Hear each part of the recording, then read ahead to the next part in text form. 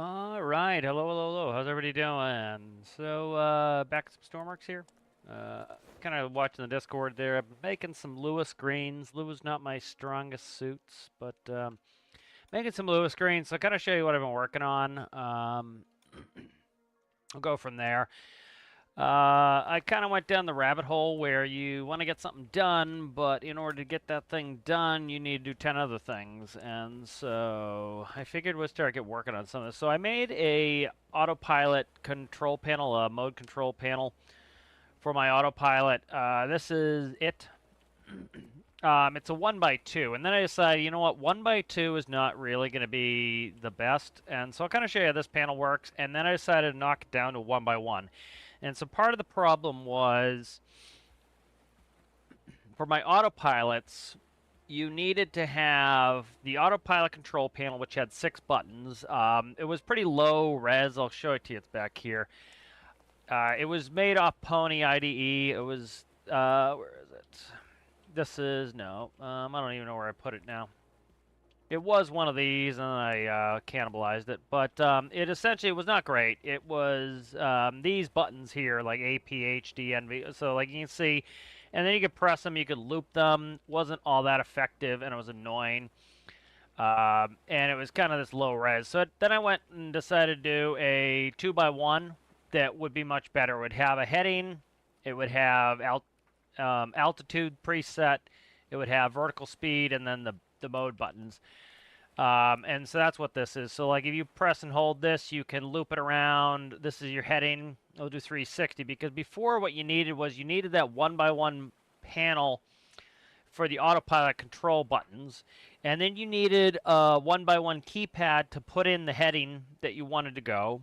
And then you need another 1x1 keypad to put in the altitude you wanted to go. And then you needed a 2x1 to put in the GPS coordinates. And so I kind of went down the rabbit hole of this is just too many panels. And so where this really started was I was trying to make modules where, for example, I would have a panel for one reciprocating engine for a plane. And then if you wanted to have a twin engine, the two panels would talk to each other so you could very easily connect them. And it would make it much, much quicker and easier to build craft, because you're essentially using modules, and each of these modules connects, and then the craft comes together much more quickly. And then I ran into the problem where, again, you get into a situation where you get to the autopilot and you need effectively one 1x1 monitor, two 1x1 keypads. So now you're at a 3x1 footprint. And then you need another 1x2. So now you're at a 5x1 footprint just for autopilot stuff. And so that was excessively large. And so I did this this 1x2, which would take up a lot of that. For example, by putting in this heading controller here, as you can see, we can go both ways with it. It cycles through the heading. That gets rid of a 1x1 keypad. And then you have your altitude here, and this can be set in, and that gets rid of a 1x1 keypad. And so it takes what used to take up essentially 3x1, and it brought it down to a 2x1, getting rid of a 1x1 segment. Well, yesterday I made this. This is the same thing pretty much in a 1x1 footprint. Oh, thanks, Al. Glad you like it. And so this is a 1x1 setup. And so the benefit of this, again, this takes care of two 1x1 keypads. So that's 2x1 plus the autopilot panel. So it gets all that into one block. And that makes it so that whether I'm using a small airplane or a large airplane, I have much more space for the other elements. And so, like I was talking about, I started making some module stuff, and I started working on turboprop modules. Let me show you that. And so the turboprop module was, again, this stuff gets very circuitous, but I was making this 4-engine VTOL, and then the problem became, oh my God, every time I make a plane, I have to go in and completely redo the overhead panel. I have to completely redo the cockpit to make these work. Oh my God, this is a ton of work. And so what I decided to do was, make a module. And the module, I've did this a little bit before, but essentially what you would do is Here's the turboprop module. And so what I would do is make this module where if for one turboprop, it has everything required to run a turboprop. And then the different microcontrollers, if you look here beyond composite, there's this panel here. And so the seat goes into the turboprop microcontroller, and then this panel can either go back to the cockpit to the panels, or it can go to the next module. So if you have two engines, the seat would go into this one. This one would go into this part of the next panel, and you could have, as many engines you want. You want 6 engines, you could have 6 engines, because it would be panel talking to panel, talking to panel, talking to panel, talking to panel. And then eventually, this would then go back to the final engine would go back. So that you want to build a 2-engine plane, simple. Put 2 turboprop modules, connect them all together, it works. And then it would have these panels for the overhead, which will then control the engine. So I got to go back and work on this, but this got me derailed going into, I need to cut down the number of panels I have for things like autopilot, because I don't have enough space to be able to build something like a 4-engine turboprop, because I need all the other panels to control the engines. And so by going into Lua and learn a little Lua, this is making it work much better. So that's kind of the circuitous path. And so ideally, the reason I'm doing this is I want to be able to say, hey, I want to build a twin-engine turboprop. And I put one engine on one wing, one engine on the other, quickly connect the connection, and then I already have a couple panels set up that go on the overhead that will control 2 engines. Then if I want to make a 4-engine, I just put 1, 2, 3, 4. They all connect into one another, and then you put 4 panels on the overhead panel, and bingo, you've got yourself a 4-engine turboprop. And it makes it much, much, much quicker and easier. And so in order to do that, I really had to get into my autopilot and make this work so that it was took up less space, frankly. All right. So this is that's the autopilot panel here. We'll go through the one by one. And so again, I made this 1 by 2, and that was still taking up too much space for me. And so I want to get in there, and I made this for this. This doesn't have touch control yet. It will shortly.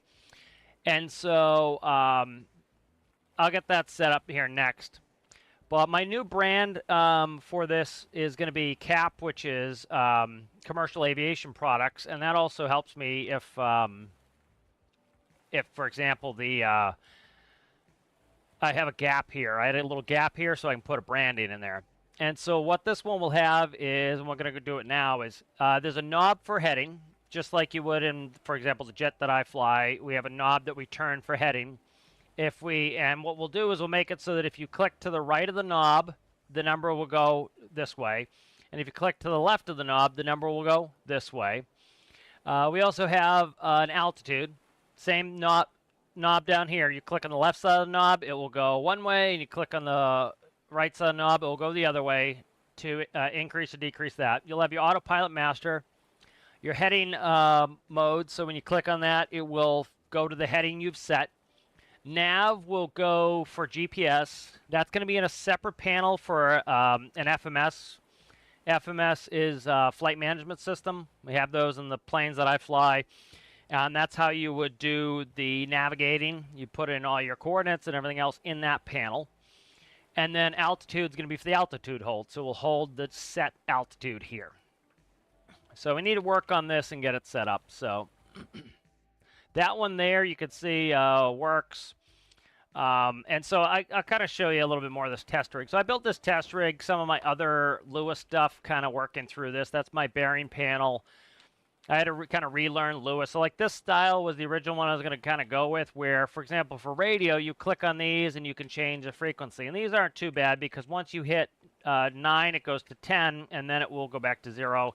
And you can just quickly walk these through, like, you have 7700, you have, so you can set in the frequencies of your radios, and then you can walk through the pages, so you have multi-pages. So I'm going to redo that at some point.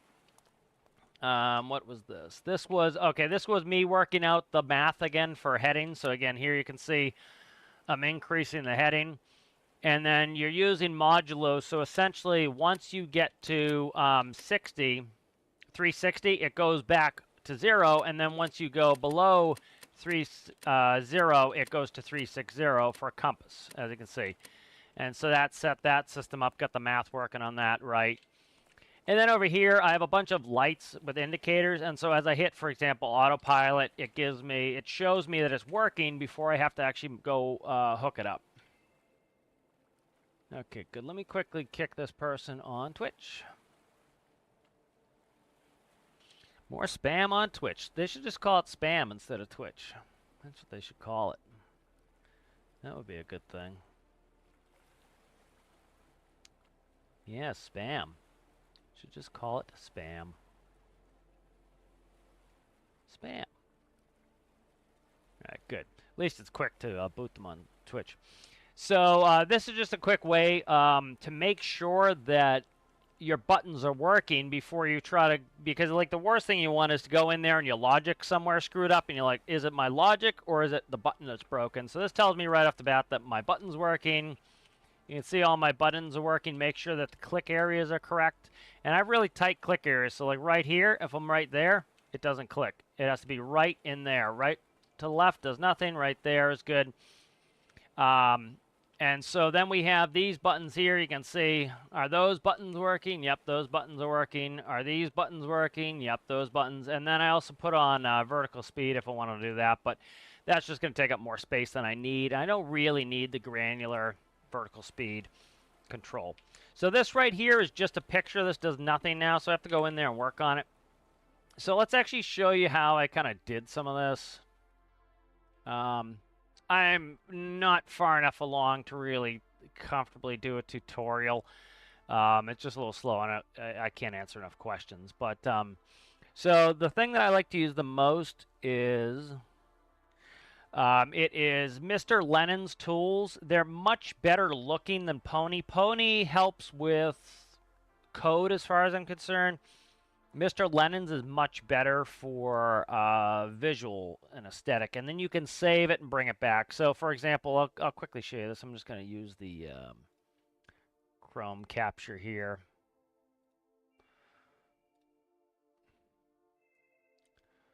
Get that lined up here. I got to get this lined up here so it...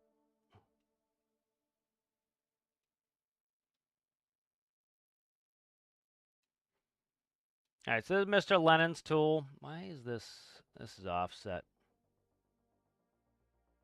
Oh, I see where it is now.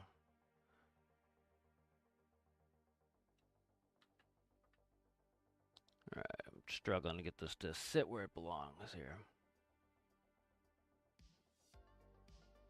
Okay, this is not showing the correct ranging on this. That's weird. I'll just do a screen. I'll just do a display cap. That would be better. I don't like doing display cap if I can avoid it. All right, so it looks a little funky on there. Hopefully it's not too bad for you, but this tool is great. One of the reasons this tool is great is it, if you look, if I put my cursor in the top left spot of this 1x1, why would that name get me in trouble?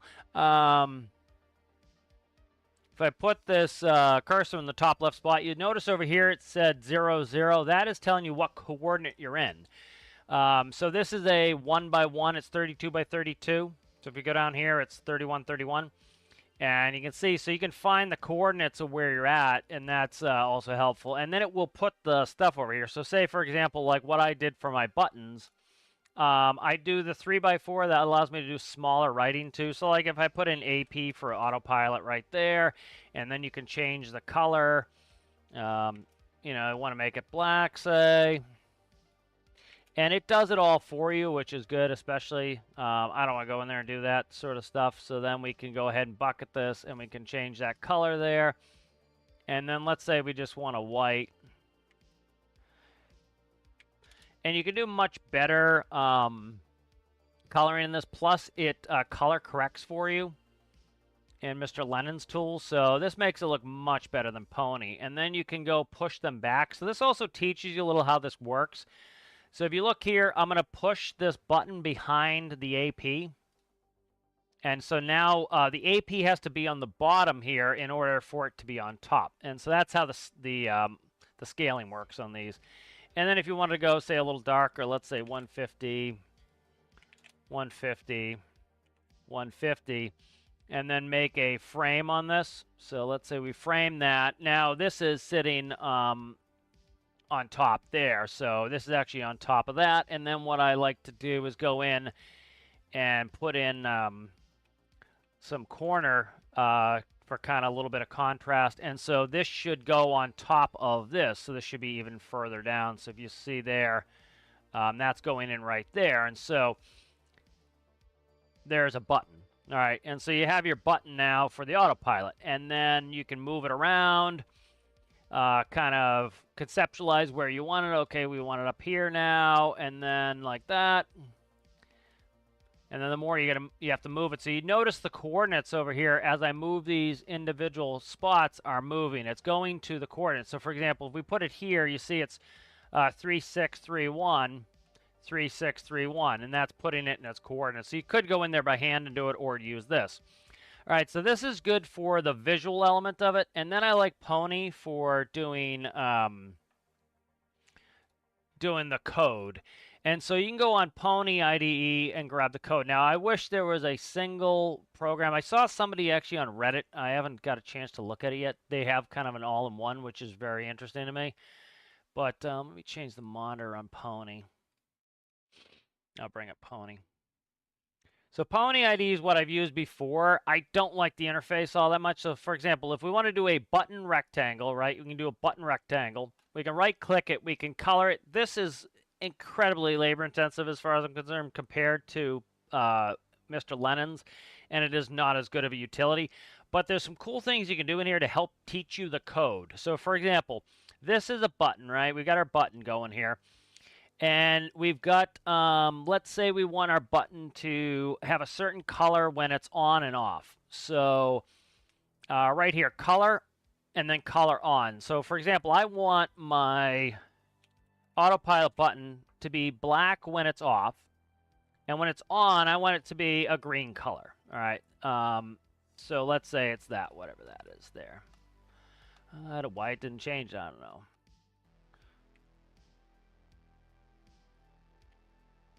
That's a red. Let's see. So let's find a green color. I don't know why that's not changing. It should. Let's try 02550. All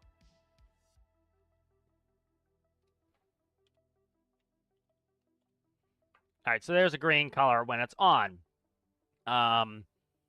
Text off and on is toggle. So if you want it to be a toggle, you could click that is toggle, and what channel it's going to be is channel 1. So there, and that's going to show you the code. And then what we can do is we can do another rectangle. Let's see what it looks like when we want to do a push button, not a toggle. So this will help teach you the code. So there's color off, color on. We'll leave those different colors so we can actually see what it looks like in the code. And instead of is toggle, we'll leave that off. That means it's going to be a push, not a toggle. And we'll make that channel 2. Channel 2. All right, good. So now what you can do with Pony is you can go ahead and you can generate the Lua code, and now you can see what it's going to look like. So is P1, is P2, that is going to be where your cursor is for the touch screen. And you can see the language here. Again, I'm not great at code, so I don't necessarily always get all this right, but I've learned some.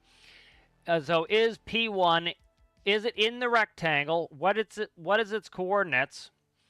And then so you can see we have the 2 here for the 2 buttons, right? We have this one is the top button, this one is the toggle, and this one below it is the push. So if we go back to the UI builder, this top one here is the top bit of code there, and the bottom one is the bottom bit of code. All right, and so this here is the top button. So let's look at all of this and try to kind of understand it.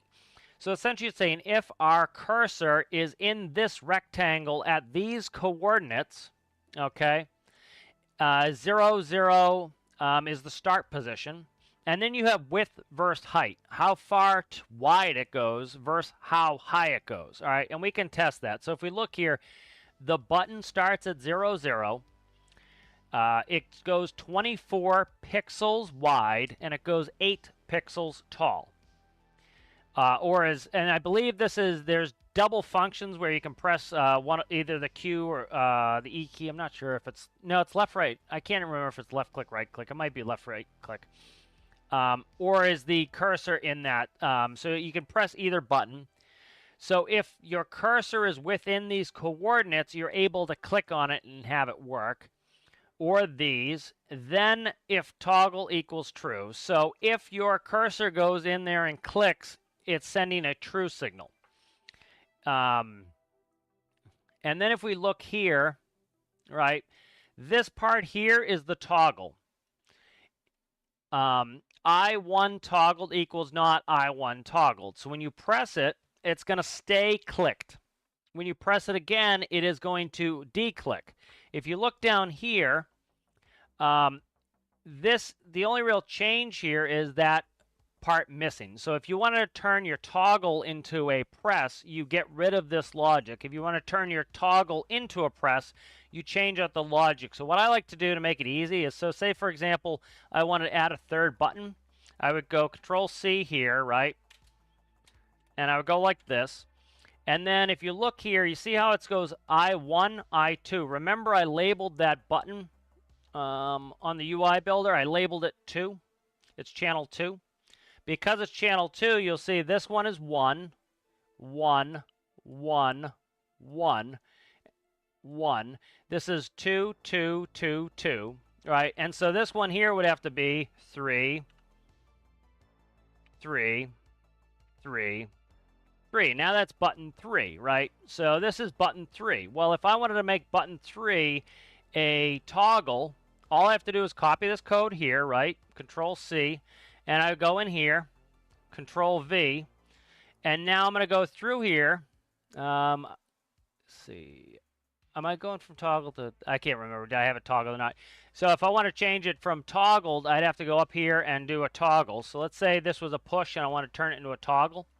I just go in here and now it's a toggle. I just have to go in there and name it 3 again. And all where this 1 is would go to 3. And now I've just changed that button from a push to a toggle. All right.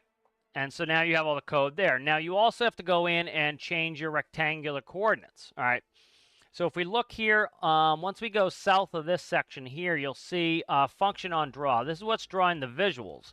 So if we want to go in here, this is our first button, right? So if we look here, the button is screen draw rectangle 00248. If we look, that looks familiar. 00248, right? This is button 2, 013248. All right. If we look down here on button 2, we can find that here it is 013248. So those are the coordinates. All right. Let me quickly read some chat here.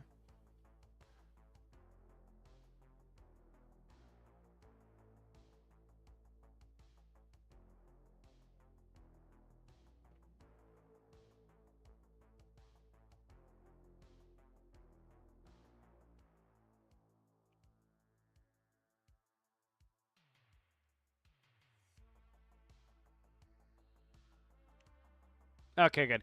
So these are the coordinates where the buttons are. Okay, I'm going to change these so you can see them change.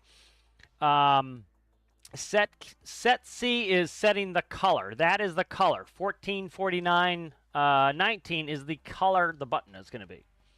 All right, it's drawing a rectangle at those coordinates, right? Setting the color 000. All right, that's the black. So if we look at the UI builder here, the black of the interior of the button, that's 000, right?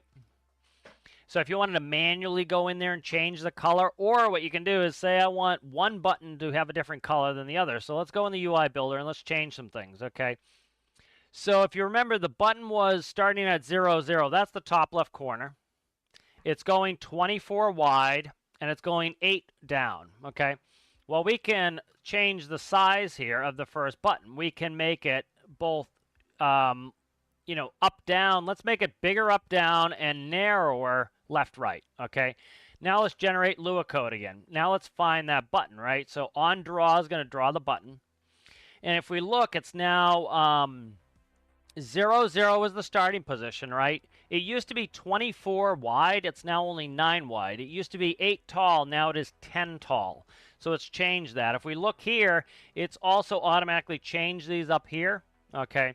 So this is a good way to learn what things are doing, because you can go into the UI builder, you can drag the size, you can change the color. Let's change a color here. So let's go to button 2. All right, so here's button 1 is at 0, 0, 9, 10. Okay, 0, 0, 9, 10.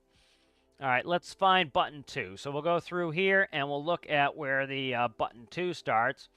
0, 13, 24, 8, right? So that is the coordinates of the second button. Let's change the color. So set color is 14, 49, 19. That should be the border.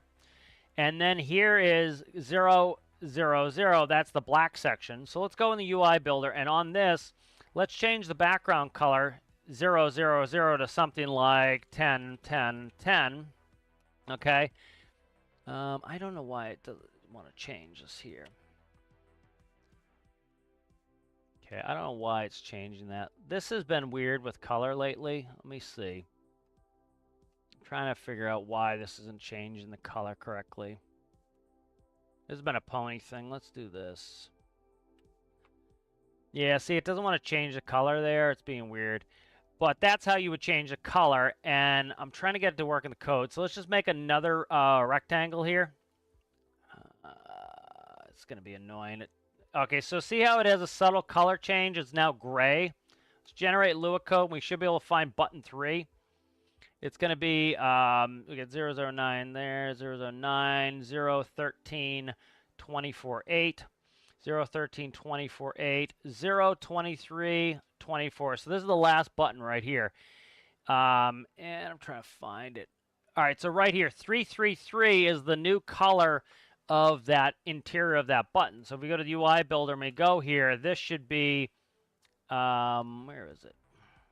One of them should be 333. That's why I don't like Pony. Pony is a pain in the ass with UI. I much prefer Lenins. But we can also go over back to Lenins and look. And this is how we can find colors in Lenins. Lenins is much more user-friendly as far as I'm concerned here. So let's go ahead and let's show you how we change color here. So now that we kind of know where the colors are made, if we look over to the right here, we have that same function on draw right here, right? And so it's showing it's showing the screen color of 145, 145, 145, right? So if we go ahead and we click on something, now I gotta probably drag it out of there here. It's sitting below, so this one right here. Let's grab the elements. This one should be 145, oh, that's the 222. This also does color correct too, so I gotta kind of keep an eye on that. This is probably it, 150, 150, 150. So the reason why these colors are different is the colors in game are different from the RGB values that they are showing here. And what Lenins does is automatically change those. So for example, if I go ahead and make a rectangle that is, let's make up a number, 168, 167, 150, and I make a rectangle, notice the color. It's 97, 96, 75. It changed the color so that it would be what it's supposed to be in game. And then the nice thing with Lenins is here, let's do this real quick. I'm just going to de-screen cap for a second. Where's my screen cap? There's. Okay, I'm going to quickly open up another Lenins here. And one thing that's cool is you can go ahead and open up files. And so you can save your designs and then open it back up in Lenins. So I just opened one up that I made. This should look familiar, right? So this is my screen here that I just made. And so what you can do in here is you can go in and open this up, and you can edit things around. And so I'm trying to find. So like you can look at, grab this color here. 36, 62, 12, and that's going to be different over here because the game color is different. This automatically changes it. So you might find that if you go on a website, find the RGB color you want, then put it in the game, it doesn't look right. Lenins tool is automatically going to change that. The other benefit of Lenins tool, as I'm talking about, if you look right here, you have the coordinates. And so I can go up and I can find where I want my buttons coordinates. So we're going to have to do this here to get the buttons to work. So if I stand by, I had to cough, didn't want to cough in the mic. So for example, my autopilot button, when I click this, I only want it to click within this zone of the button. So we talked about like what is drawing with the buttons. Your first coordinate of the button is going to be where the top left corner is. So if you look on the left, it says 411. So right here is 4, 11. So that is 11 down. So 1, 2, 3, 4, 5, 6, 7, 8, 9, 10, 11. Right there. It skips the top one because it starts at 0. So it's actually 0, 1, 2, 3, 4, 5, all the way to 11.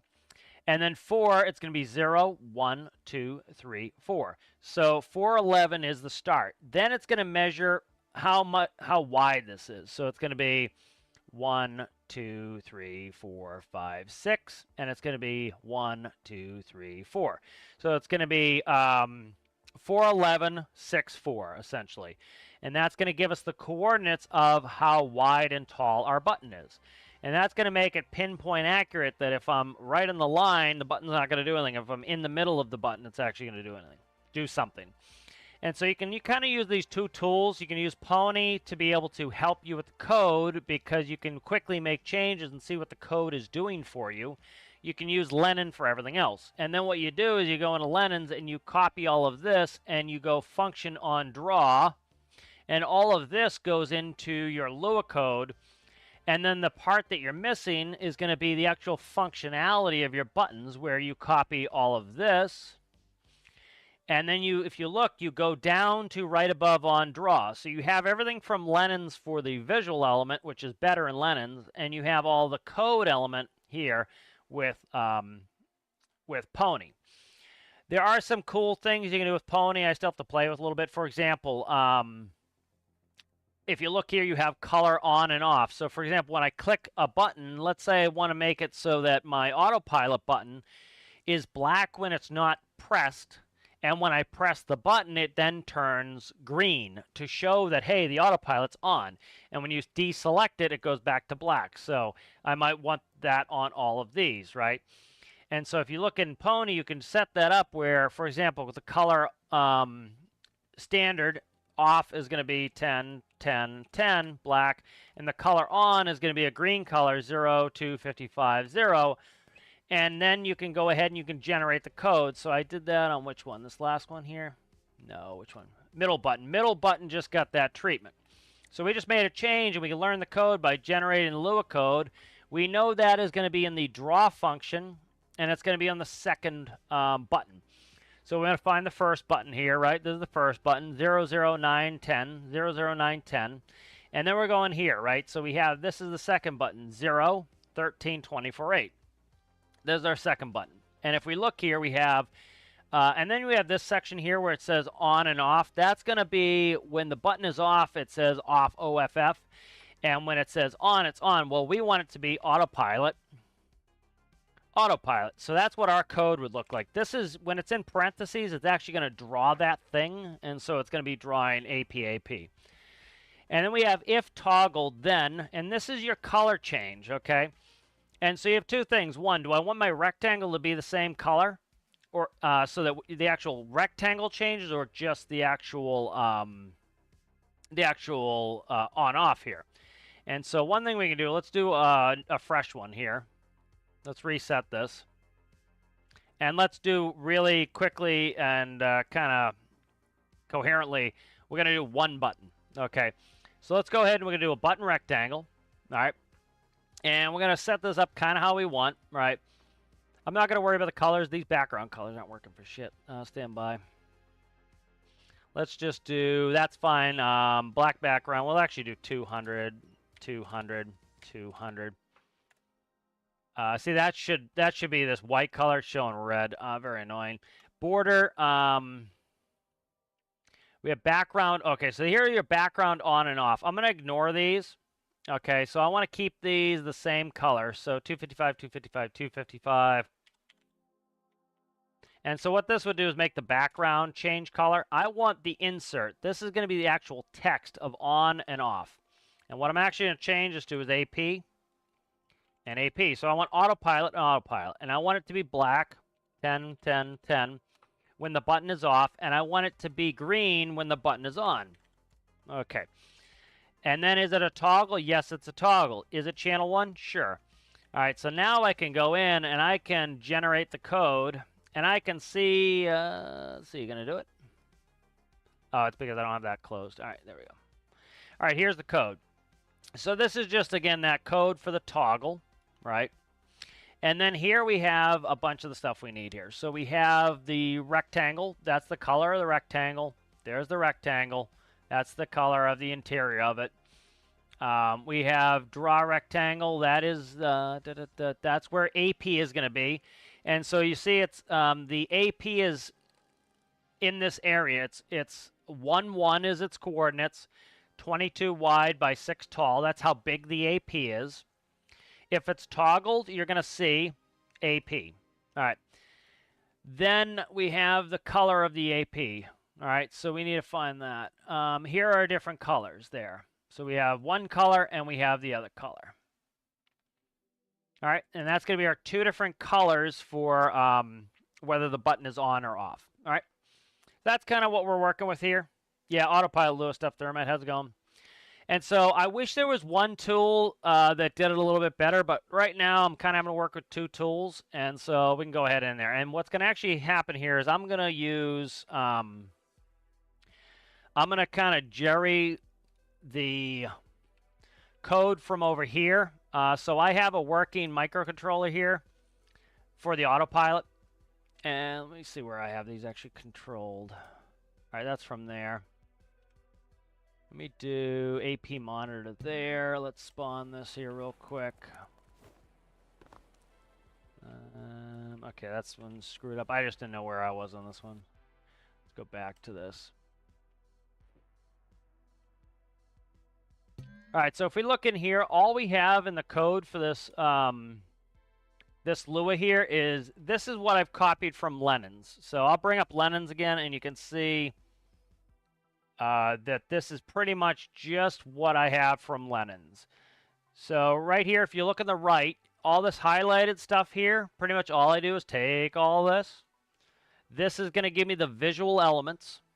That's copied. All right, and then that's going to go into the Lua code of the game, and that should look familiar, right? That is it right there. That's it.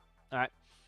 And so what I'm going to do here is then I'm going to go in, and I already have some of this code done over here, and I'm essentially going to take that code and we're going to edit it. And this is the actual brains of the situation here. This has all the brains for it, and what we'll actually do is, let's find this. I'm trying to think the best way to jerry this up. So let's do this, actually. Let's duplicate this. And we'll move this over here. All right, and so if we remember, this is a 1 by 2, this is a 1 by 1. So we're going to go ahead and I'm going to grab all the Lenin code. Here, let's do this from scratch. We'll grab the Lenin code. All right, so one thing you can do is you can go in here, and you can't do it on Lenin's. You can put in notes, all right? And we could go in and say, hey, this is this button. This is this button. The problem is every element on this screen that is as close to our eyes as possible. Say, for example, I wanted to push this nav behind the button. So these sections here are as close to us as possible, and then the buttons are behind. Where they are on the screen is showing you what's on top and what's below it. And so it's kind of difficult to segment it out into button by button by button because you could do it, but they would have hierarchy problems. So what we're going to do is we're going to go ahead and copy all of this. All right. And we'll go back to the game. And we'll start fresh. And we'll grab this. And we're going to go into this Lua script here. And one thing I kind of get in the habit of is every time I have something that works, I copy it and I paste it. That way I can go back and look at it. All right, and then we're going to go in here and we're going to go through and we're just going to paste all that code from Lenin's over it. So this is going to give us the visual element of it, right? And we're going to update this. And we're going to go ahead and we're going to connect this right to the screen. And I'm going to spawn it, and you should be able to see that everything looks the same. Yep. All we did was put that code back in here. All right, good. But this one has a lot of the guts that I need. This is actually my full autopilot. No, it isn't. This is just my button logic. Okay. So this just has my button logic. And let's go through some of this logic so you see what it's doing. So the first thing we need to do is we're going to do that. If you remember, we had the heading gauge. So as we click on one of the buttons, it's going to make the heading count up. And it's going to make the heading count down so that we can select the heading we want the airplane to go to. That's what this is doing here. So really simple. One of the buttons, button 6, is going to make it go one direction. One of the buttons, button 5, is going to make it the other direction. Let's kind of look at the quick logic of this. Some people might find this interesting. So what you're going to do is when you press the 6 key, things are going to happen, right?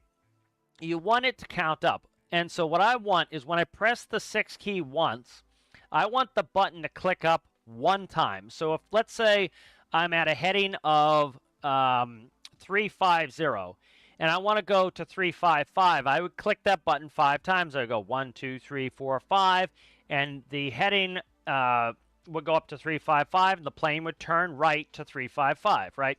Click it down 5, it would go back to 350.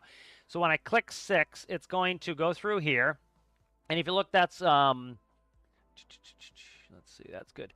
And so what that's going to do is it's going to pulse. And what pulse lets me do is if I press 6 down once or I hold it, it's only going to count once. And so that's this 6 here, and it's going up to this pulse, toggle the push. That gives me 1 click per press. And it goes in here, it's X. So the logic is simple. It's X or Y and Z. So X is one of the ways we can make this click. And so when I press the 6 key, it's going to go to the up-down counter and has an increment of 1. So when I press the 6 key once, it's going to go from 350 on the heading to 351. Now the clamp is enabled. You see it's going to negative 720, negative 720. 720 is twice of 360, which is a compass, right? Then it goes into this expression here. And this is going to make it work like a compass on an airplane. It's X modulo 360 plus 360, and then modulo 360. And what this allows it to do is it's going to count up to 360, and when it hits 360, it's not going to go to 361, it's going to go to 0. And so it's going to loop like a compass. If I go up to from 350 and I increase my heading indicator to 010, it's going to, turn us right to 010. Then if I click it down, I want it to go from 10 down to 0, and then I want it to go from 360 down to 350. And that's what this formula is doing. Let's cough again here. Stand by. All right, good. So that's the logic required for that to happen. All right. And so let's walk through step by step of the logic. So then we have another thing here. And what this is doing is very simple. This is making it so that when I press and hold the button, right, because we're working with headings here, right, we don't want to have to click the button literally 360 times to go from, one side to the other, right, or 180 times to go from, a south heading to a north heading. No, we want to click it, tap, tap, tap when we need to go 5 degrees to the right, but we also want to be able to press and hold it so that when I need to go, say, 180 degrees, it doesn't take me 180 clicks to do that. And so what we do here is we put in a timer. And this is real simple. When we press the 6 button and we tap it, right, we're just tapping, letting go, tapping, letting go, tapping, letting go, and that allows us to slowly click through. When we press and hold it, we have a timer. And as soon as we press and hold it, every time we press it, actually, but when we press and hold it, the timer has a duration, and that duration here is half a second. And you can set this to whatever you want. And so when I press and hold the 6 key for half a second, it is then going to essentially get rid of the pulse, and it's going to go very, very, very fast. It's not going to be 1 click per increment. It's going to just go increment, increment, increment, increment, increment. And it's going to cause that to quickly go. And so what we're doing here is that's this OR part here. It's X or Y and Z. And so Y and Z is, am I pressing 6? Yes. Is the timer expired? Yes. So if I'm pressing 6 and the timer is expired, it will click without going slowly. It will click very fastly. It will just, it's an auto clicker essentially, and it allows me to turn that very fast. And so that little bit of logic there allows me to press and hold the button and have it go really fast, or tap it and have it go very, very slow. So that, all this logic here is for the compass there. Down here, as you can see, it goes up to 40,000. That's for altitude. So this is a counter for altitude. Now, what I'm probably going to actually go in here and do is put in a formula so that you can set your max altitude, and so that you can, you want your plane to go up to 10,000 feet, you can click on it and will only go up to 10,000. If you you want to set it to go to 40,000 in the microcontroller, you can click it and it will go all the way up to 40,000 feet. So I'll probably do that at some point. But this one's much simpler. It's the same type of thing. The increment is every 100 feet. In aviation, we only go by hundreds of feet. And so if you tap it, it will go up by 100 feet. If you hold it, it will still go up each click by 100 feet, but it'll do it rapidly. So say they, especially at night in aviation, when things aren't busy, they might clear you from 10,000 feet all the way up to 40,000 feet. So you would, you can spin it really quickly and get all the way up to where you want to be. So that's what that is. This here is the vertical speed. I don't really have this hooked in right now. It's plumbed in case I wanted it. I don't really need this at the moment. But let's go ahead in there. All right, so this is just all the visuals. And if we go ahead and we update this, we can go and look, and the visual element should be in there, but none of the buttons work. All right, none of the buttons work. The buttons over here do work. That does the counter that I was telling about. So let's show you how that works. Remember, we just talked about the logic in it. I tap it, it goes by 1. Real simple. 1, 1, 1, 1, 1. If I press and hold it, it goes very fast. And that allows me to loop around like so. This one here, I can tap it and it goes up by hundreds. So there's, let's go up to 5,000 feet. Okay, 5,000. We're level at 5,000 feet, and they say climb and maintain 40,000 feet. Well, I can tap and hold it, and I can let it quickly go all the way up, and it will go up to 40,000 feet. I don't have to tap it, 400 times, I can just do that. All right, and that's what that's doing. These are toggles. All right, good. So we need to start adding that logic in. All right, so let's go ahead and let's grab the logic out of here. And as I said, I just grabbed this Lua from here earlier. This has all of the logic required for me to be able to make this work. And if we look here, let me find it. So this is how you put in notes. If you look here, I have some notes. Here's AP, right? All you do is, you got to be careful with how you type and code. Again, I'm not a good coder, so if I say anything wrong, if I do an if, it's pink, right? That's going to be, you see it's an if statement there. If not X, if else, it's going to be that color, right? And then you have an is, in,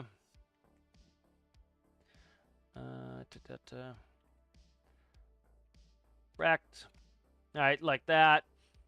So if you want to put a note, right, a note you need a, let's see, if I did AP, it's going to be pink. If you do a double dash, you can write whatever you want, right? This is notes. All right, those are notes. Is notes. That's proper. Is not English. That's going to give you notes. And so you can then write that. That's not going to execute any code, but that's going to allow you to label things. And this just makes it easier to find. So if you notice, I already have this labeled. We have AP for autopilot. That's the autopilot button. So what I've done is put a note. Everything here is autopilot button. Right? Here is heading. Everything there is heading, right? So this just makes it easier. Right? That's nav. That's altitude hold. That's heading left. So that's going to be my button to make my heading go to the left. This is going to be my heading to the right for the button that. That's going to be altitude up, altitude down, vertical speed up, vertical speed down.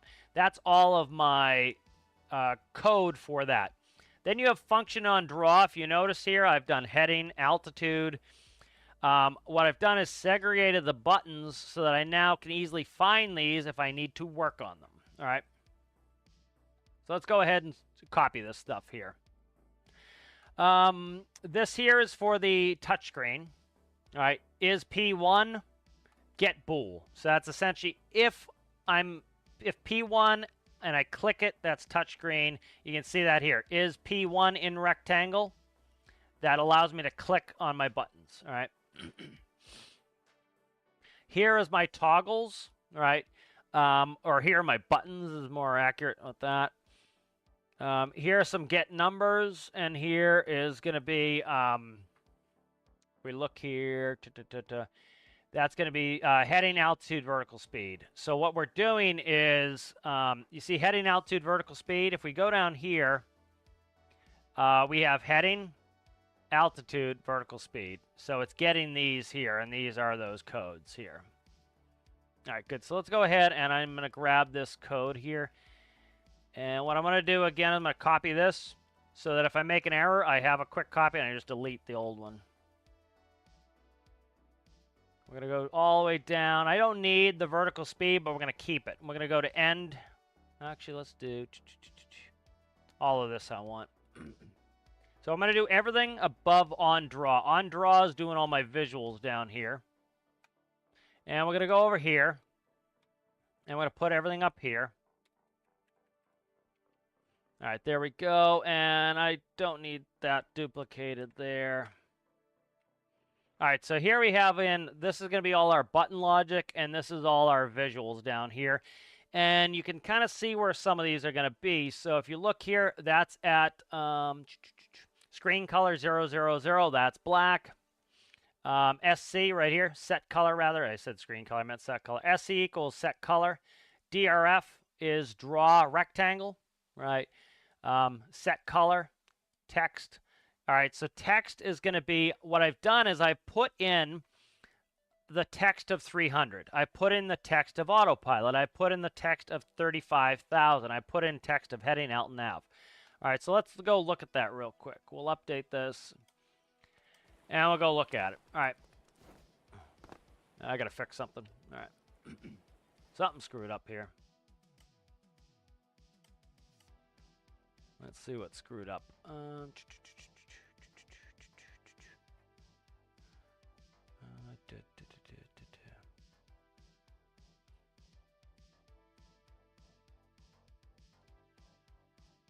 Let me see. Will it tell me?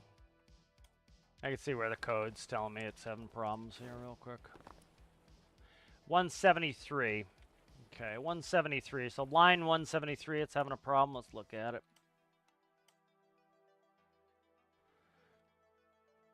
Somewhere in the bottom here.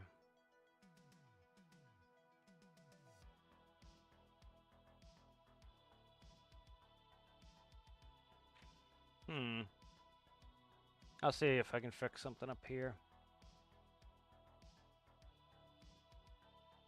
Let's do this real quick.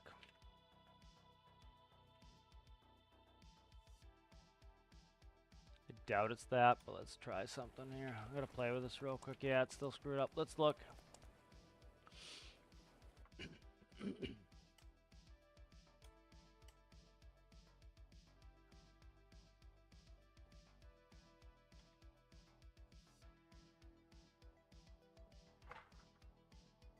Stand by, I gotta fix something.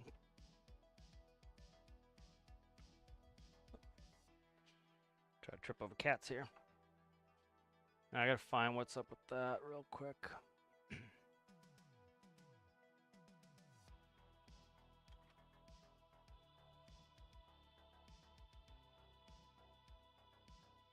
This.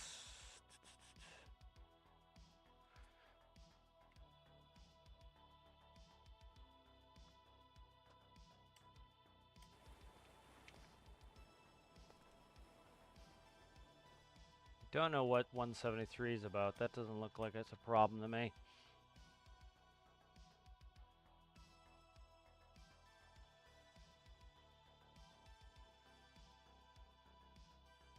Not much going on 173, so I don't know what the deal is there.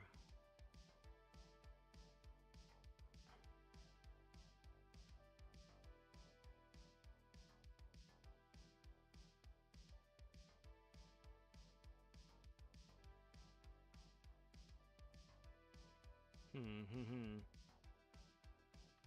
if there's any chat.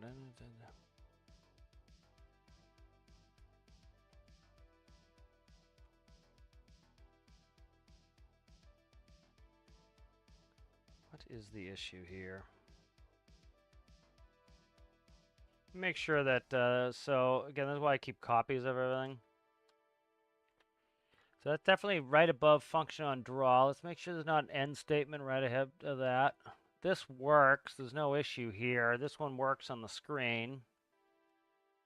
So let's do this real quick. Let's go like that. Let's just do this for real quick. So yeah, that's fine. So it's not something down on the south end of that.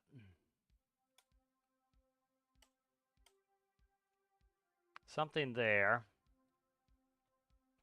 Let's check what that looks like over here again. All right, we get that right there. I got to make sure this screen business is where it's supposed to be.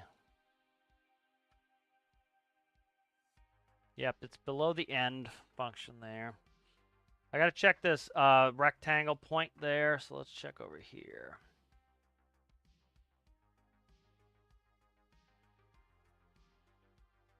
Let's try it like this here.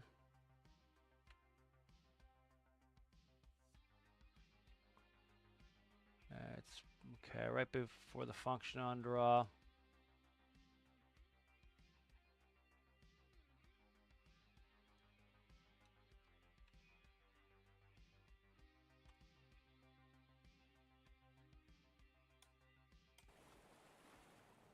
Yeah, we still have a problem there.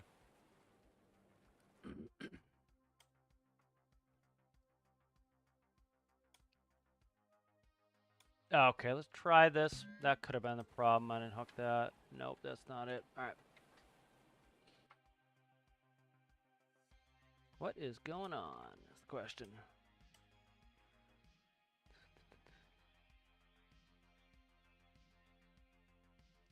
Yeah, I don't get why it would be down here. Let's try something real quick. I'm going to go to Lenin's and see what... I don't know what your problem is there. Born from thinking Lenin is a bad word. I don't know what your deal is. Talking some nonsense, frankly. I'm going to grab the function again at the bottom of this and see what's up. Make sure I don't have a bad function in there.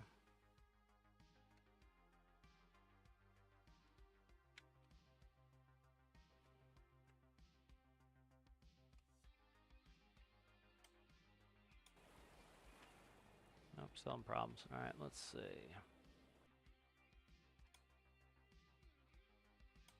This one's working over here. There's a full autopilot here. That is... that one's not connected to anything, is it? This one is.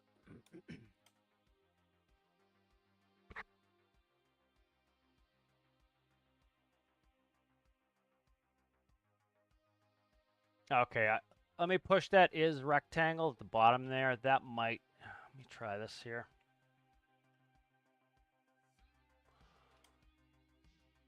Had issues with this before, I think.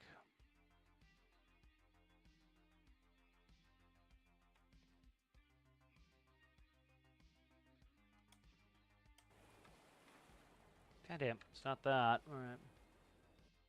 I don't get why it's 173. There's nothing going on at 173.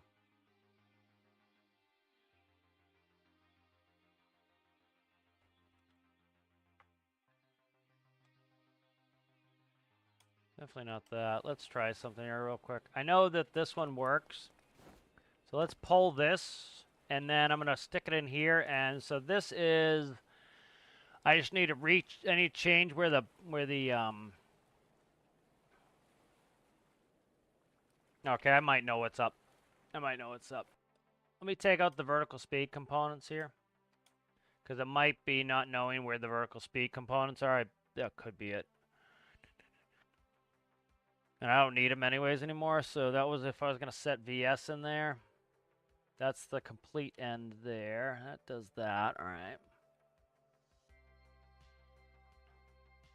Vertical speed can go.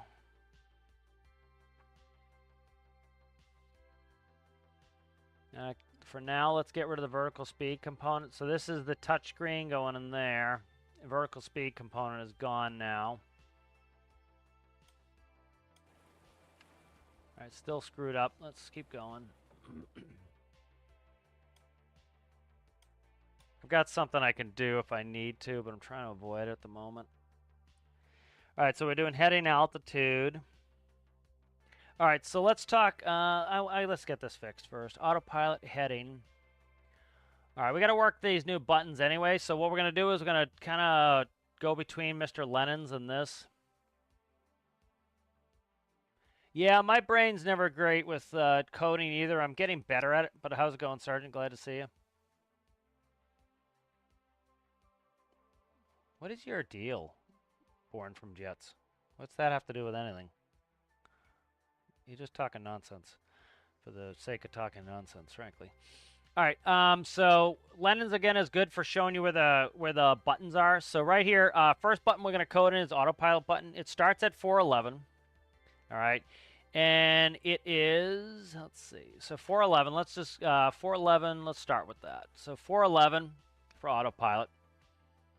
So the autopilot here is going to be at 411. Okay, we need to count how wide and how tall. All right. Let's do this. I don't like having display cap on. It's annoying.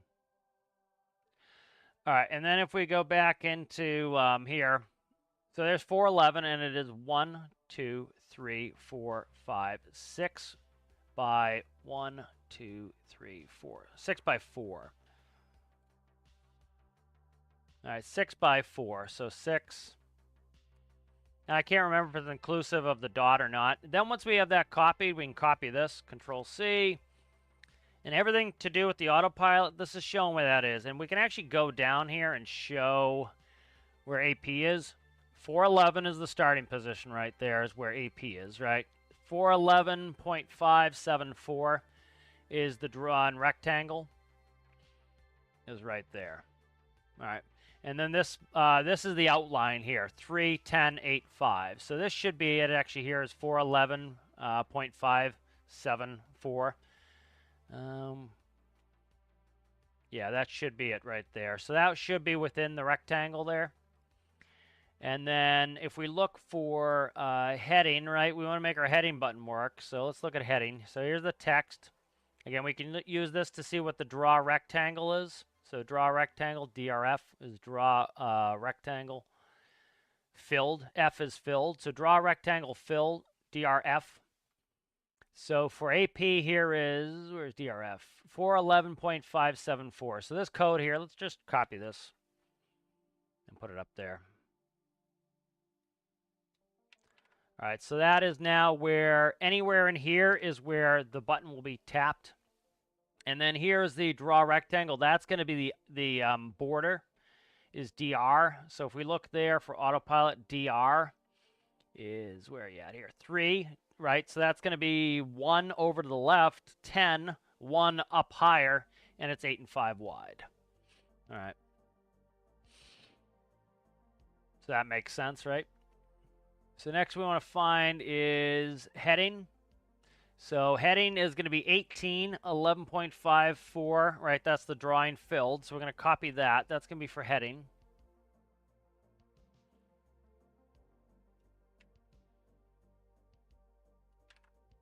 All right, good. Next one, we're looking for the nav button. So we'll go down to nav. That's going to be 318.5, for the draw filled. All right, here's nav. All right, so this is transferring it from the coordinates before to the new coordinates. All right, good. Next, we have altitude hold. So we need to find altitude hold in the position there. Alt. So I have that as alt now. And that should be at 18. Let me look.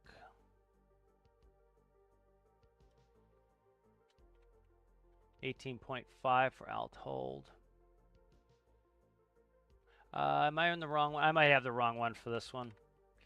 I think it's the one above it. So this should be different for nav. Where you at, nav? Nav should be this one. Yeah. 318.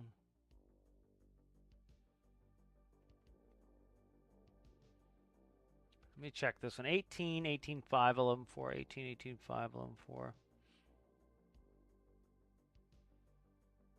Okay, that's good. Alt is going to be 18. Let's see, where am I? One of them screwed up. That one's good. This one is good. I think they're all good. And the last one is going to be heading left and right. So I actually have to go find these. I haven't done these yet, so I need to split these up. All right. And so let's go into Lennon's here. All right. And so this is going to be my button for increasing the heading is if I click on the left side. So any of this section here is going to make my heading increase, and anything over here is going to make my heading decrease. So what we want to do is find the left position here, right there. It's 10-2. All right, so I'm going to write these down. So 10-2. So 10, comma, 2, comma. Now we need the width is going to be 2. And then the height is going to be 1, 2, 3, 4, 5. Comma 5. So it's 10, comma 2, comma 2, comma 5. All right. So that's going to be left. And then right is going to be, we're going to find the leftmost component there, which is 13, 2. So 13, comma 2. And then that's going to still be 2 and 5. All right. Then we need to do the altitude. So it's going to be, so here's alt plus. Alt plus is going to be 1, comma 26, comma 2, comma 5. Alt minus is going to be 4, comma 26, comma 2, comma 5. All right, so those are going to be our buttons for changing these. All right. Now, right now, if you look, see how it says 335,000? Those are the same texts as I have in these buttons. We're going to change those so they're actually changing numbers. All right, so here we go. We have heading left, and I just did these coordinates, so it's going to be 10, comma 2, comma 2, comma 5. And we can copy that. All right, good. We have heading right. That's going to be 13, comma 2, comma 2, comma 5. Copy that up. And the reason why I'm not doing what I was doing before, like just copying the coordinates, is because that whole circle, right, we're using half the circle one way and half the circle the other way because we're going to make it as though you're turning the knob. Same thing with altitude. Altitude plus.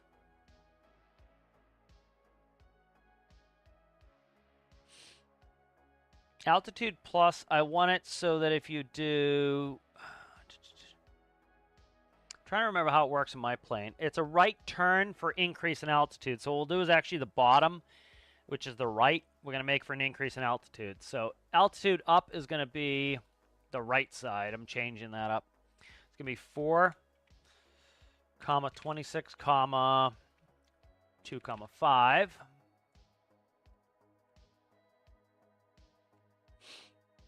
All right, and then we have the altitude down is going to be 1, comma 26, comma 2, comma 5. This work needs to be done anyways. This is why I'm taking kind of a break from trying to fix the blue screen, is because this stuff needs to be done anyways. These coordinates and codes will be fine, and then we can go back and fix it. So let's check the buttons numbers here too. So we have 1, 2. I'm just making sure all of these are 2s, as they should be. 3s.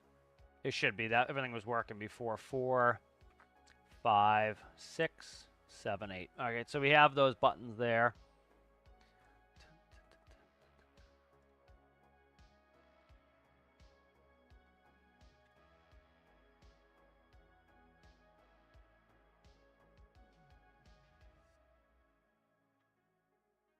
All right, so remember how I said the 300 and the 35,000 are static? When they're green like this, it's the same as the AP and the AP button, right? It's just putting in the text that you put in there. Well, what we want to do is we want to change those. So if you notice, we have heading and alt. We're going to get this number. We're going to get number 11 for heading, and we're going to get number 12 for altitude. All right. And so what we want to do is we want to change it from 300, which is just a static number I put in there to make sure it looks right. And then I'm going to change to HDG. So we're going to go down to 300, and we're going to go in here and I'm going to go HDG. And if it's in parentheses, it's just going to write HDG. So we're going to get rid of parentheses. Now it's white. So it's white like this. So it's going to go searching for HDG, which is number 11, and it's going to come down here and it's going to post HDG in the text box. Same thing with this 35,000, right? We're going to go up here and we're going to change it out for alt. So we're going to go down here and change this out for ALT. All right, so now it's going to find out what the altitude reading is, and it's going to put that number in there. All right, let's go ahead and save this and update. I still have to fix the blue screen of death, see what's up with that. But it's still blue screen. We're going to figure this out. All right, draw error, 155, attempt to call a nil value. Okay, so let's do this. Still having issues here. And so what we're going to do is let's go ahead and let's make a quick save. And what I'm going to do is I'm going to quickly go to Mr. Lennon's tool. All right, and I'm going to grab this code again. So from function on, I'll actually go right here. So all of this down to function on draw. We'll control C, that will copy it. All right. And I'm going to go in here. And I'm going to try just completely copying over this and making sure that I get it fixed. So we're going to go in here. And from here, see, the problem is this is rectangle shit. I got to fix this. It's got to be this function here. I think that function's got to go to the bottom. That's what it is, I think. Let's go ahead and let's try this first. That should not have an N there. Control X that. I think that has to go here. I can't remember. Let's try that. I think that's what it is. Nope. Fuck. All right. I gotta look at the one that works and try to figure this out. This is where my Lewis starts kicking my ass. All right, so right there we have the is rectangle right there. That one's working. We know that one's working. And then I put it here as well.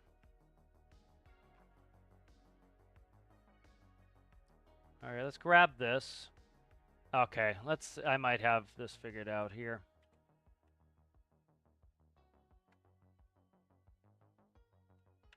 That's a function I need, and I think I see what's up. I'd had to do this before, and I asked for some help, and somebody helped me. All right, so this one's different. I thought these were the same. They're different. So let's go ahead and cut this. This does need to go up here, and I think it goes right there. Because it's running the functions it needs. Back. All right, let's check the other one.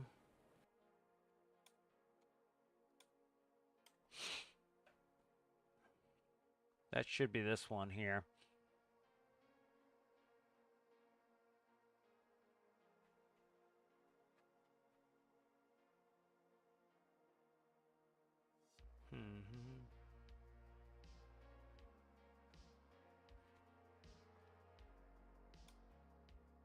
Okay, let's check this. I'll find this and fix this.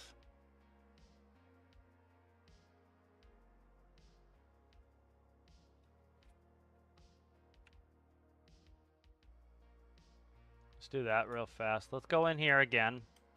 Let's grab this one. We know this one's working. We can see it. And it's working. So let's go ahead and get rid of that. Put this one here. So this is kind of our, we know this one works. And I'll grab some of the code that I need out of here. And we'll go from end above. Oh, actually, yeah, we'll go from end above function on draw to screen there. And then we'll grab this one.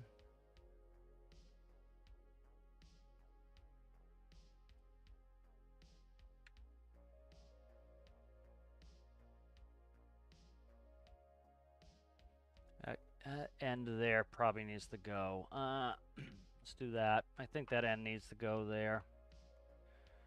Let's see. It gave me an error. Let me look. Okay, the end has to remain. End there as well. Okay, so that does need the end.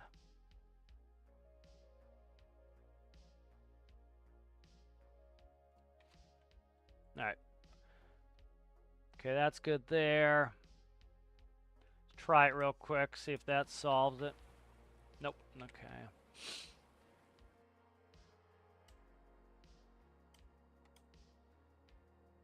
This one is working.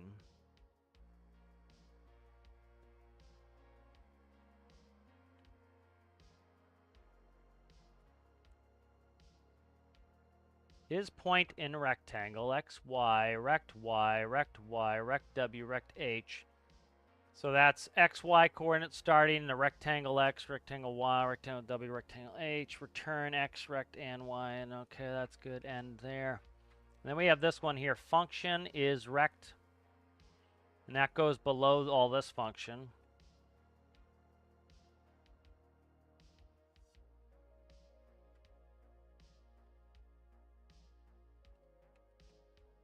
Okay.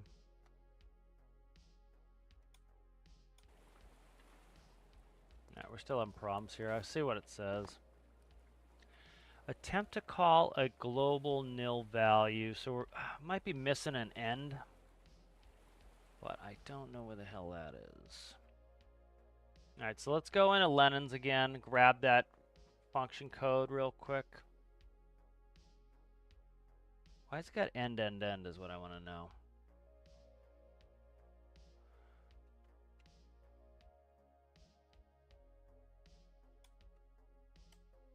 Make sure I didn't make an error here somewhere.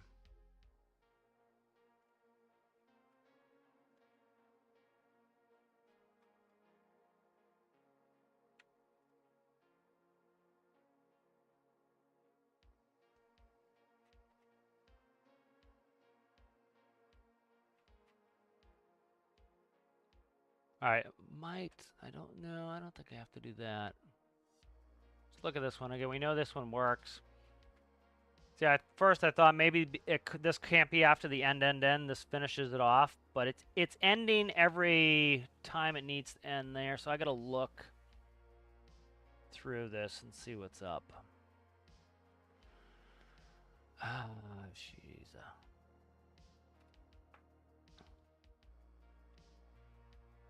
All right, let's see. End function there. We have the function.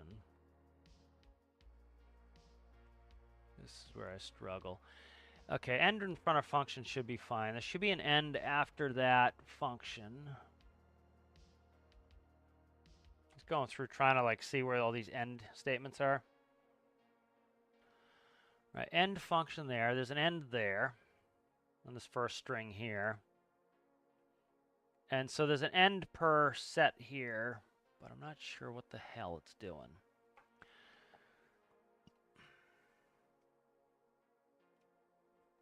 All right, let's go, let's run it, see what it says, and try to debug it. Oh, yeah, we got it. Okay, perfect. I got it fixed. All right, excellent. This is working out. All right, good. We got this fixed. So let's try something. All right, so we need to be able to count these up. So let's fix this. Remember, I just put in the picture code. So, okay, so this is the other tip I recommend. All right, when you get something working, all right, do this. All right, so this is my stack here of working screens. All right, now we've changed the design of the screen, so we're going to delete those. And let's go ahead and label stuff. I always recommend label stuff. So this is working. My God, can I spell? Working screens. Or code. All right, working code. All right. Everything that's working code is going to go under this. Where's my text? I didn't do text here. Do text. All right. Text here. Working code. All right. Working code goes there. So every time we get a working code, we're going to copy it. And we're going to paste it. So if we make an error, we can just delete it and move on and revert. Makes it easy. All right. So that's in there now. Okay, so we have the coordinates. The coordinates should be in there. All right, now next thing we're going to do here is, remember what I just did, that I got rid of the 300 and the 3500. Let's play with that. So let's go ahead and we'll get HDG, copy that.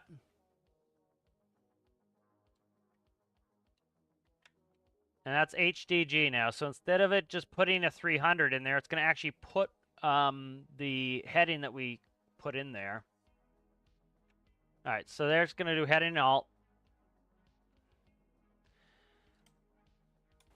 All right, good. So now that's up. And you notice they're both showing 0. I'm going to put a floor in there so they don't do decimal places. But let's see if I can count these. So see, I can count now. All right, so the button is working. See if I go, it's right in the middle. Let's see. And then I can count down. And I can count up with that button. Okay, can I do the same here? There we go. I can't count down when it's 0. But that's going to increase my altitude by 100 each click, right? Then remember when I said if I hold it, it's going to go fast, right? Hold it, goes fast. All right, perfect. So that's what I want. All right, this is working now. We made a change, right? So let's go in there. Again, always do backups. Control-C. And that goes right there in a stack so that we can always find what we need. If I break this, instead of, oh shit, what did I break? I just go back, revert, and start again. All right, good.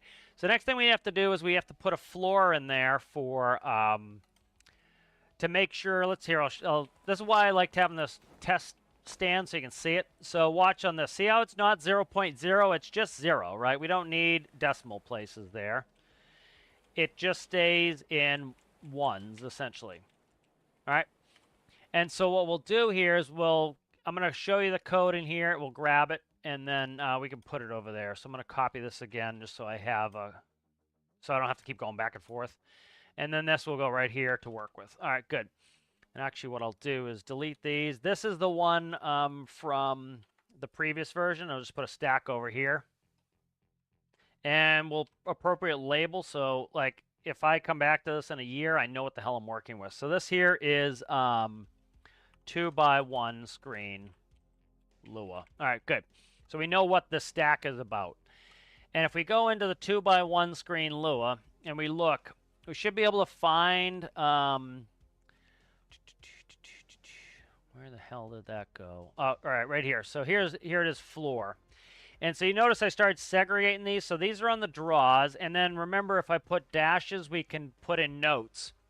And I'm breaking this apart so that, for example, let's say I want to manually change the heading of the set color, right? So the color of the heading, the black background, right, is 0, 0, 0.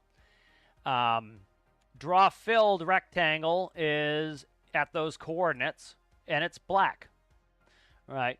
The DTX, right, if we look up here, draw text. The text is this color. So if I wanted to manually go in there and change a color, I can just go in here and change those RGB values and change my color. The draw text here is heading, right? So you'll see this in a second. This is what this was. Remember I put in HDG for heading? What this formula does here is math floor. The text is at 8.3, that's the coordinates. Math.floor, what that does is it makes it so that it's getting rid of our decimal places. So real simple. So we're going to go ahead and copy that. And we'll go in here. And we could type it in if we want, but I don't want to type it in. So the the 300 or whatever our heading is at 18.3. And now it's not going to do decimal places anymore. And the same thing we want for ALT. And so we want it to go ALT. And now that's going to get rid of our decimal places. All right, let's go ahead and look at it. So there should be no more decimal places in there. Bingo, it's not 0.0, it's 0. So if I go ahead and I count up, now I do want this to justify and sit to the right.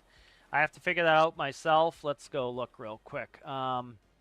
Lua, shift text to the right. And so you can Google a lot of this stuff. Shifting text to the right can refer, okay, shift panel alignment. So let's do Lua align text to the right.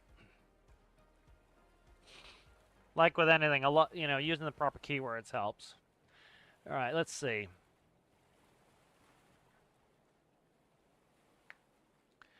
All right, so you can set the X position. Let's see. Label.textAlign equals right. So I'd have to see how to put that in. I'm not going to play with that right this second, but that's what I wanted to do because right now the 0 is starting on the left. I actually want the 0 to start on the right. Like, see, you can see with the altitude. I don't want the altitude there to start on the left. I want it to start on the right, so I have to get that alignment right. There's a bunch of ways to do all this. Wish I could get it to stop popping that up here. Let's do this real quick. Display caps off for now. All right, let me read some chat. Good to see you, Thermite. How are you? I said hi to Thermite and Sergeant, but it is good to see you guys. I haven't seen you a little bit. How's it going, Myhoon? Yep. Again, I've done some before. I'll show you some of my previous panels. They're pretty rudimentary. This one here is it's knots, heading, feet. It's meant to look old school. Most of my stuff I try to look old school. This is my bearing panel with tappable radio frequencies.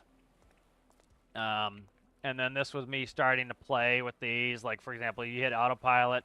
That one's fucked up. And then like this just shows you, are my buttons working? So you can see that.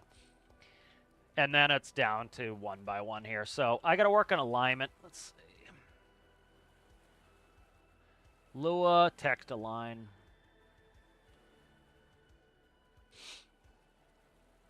All right, how do I write justify text in Lua?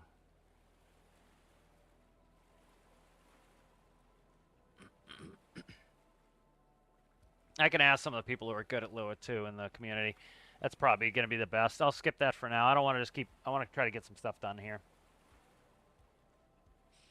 All right, so this is working now, so that we've got count up, count down. All right, that's good. So you see, I don't know, are my buttons working or not? Now, one thing I'd like to do is add it where, like I said, if I press AP and AP is on, it should make it so that the AP turns green. Heading turns green, nav turns green, alt turns green, and then Thermite had a good comment on Reddit was when I deselect autopilot to have the buzzer go off. So I'll put that in at some point as well. But right now, what I like to do is what I did above here. If you notice, I have a long list of, or long line of these indicators, and you can do those. So let's count out what we need. We need altitude left. We need altitude left and right. That's 2 buttons. We need, or heading left and right. We need autopilot. We need nav. We need, or autopilot, heading. We need nav. We need altitude hold. We need up and down on altitude. So we'll copy that. This goes over here. All right, and so what this does, it makes it super simple for me to click on my buttons and does it quickly light up a light. You can also do it with that backlight, but let's start with this. All right, so we have, so let's look at our buttons here. So 6 and 5 are going to be for that, 7 and 8. So it should be 1 through 4. It's going to be autopilot, heading, nav, altitude hold, in that order, I believe. And we can tell the order by freaking looking at them. All right, so if we look, 1 is heading. Nope. Autopilot's 1. Heading is 2. Nav is 3. Altitude hold is 4. All right, so those are the ones. 1, 2, 3, 4 is what we are looking for. Then we have 5, 6, 7, and 8. All right, so those are the buttons we need to make sure are working. And so this here is going to feed out, it's going to feed out these booleans out. And this is right here. See where it says set bool 1? That's going to actually press the button. Set bool 2 is going to press button 2, press button 3, press button 4, press button 5, 6, 7, 8, 9. Now, you can either have this carry all the way out into the world, or you can have this carry out into the microcontroller.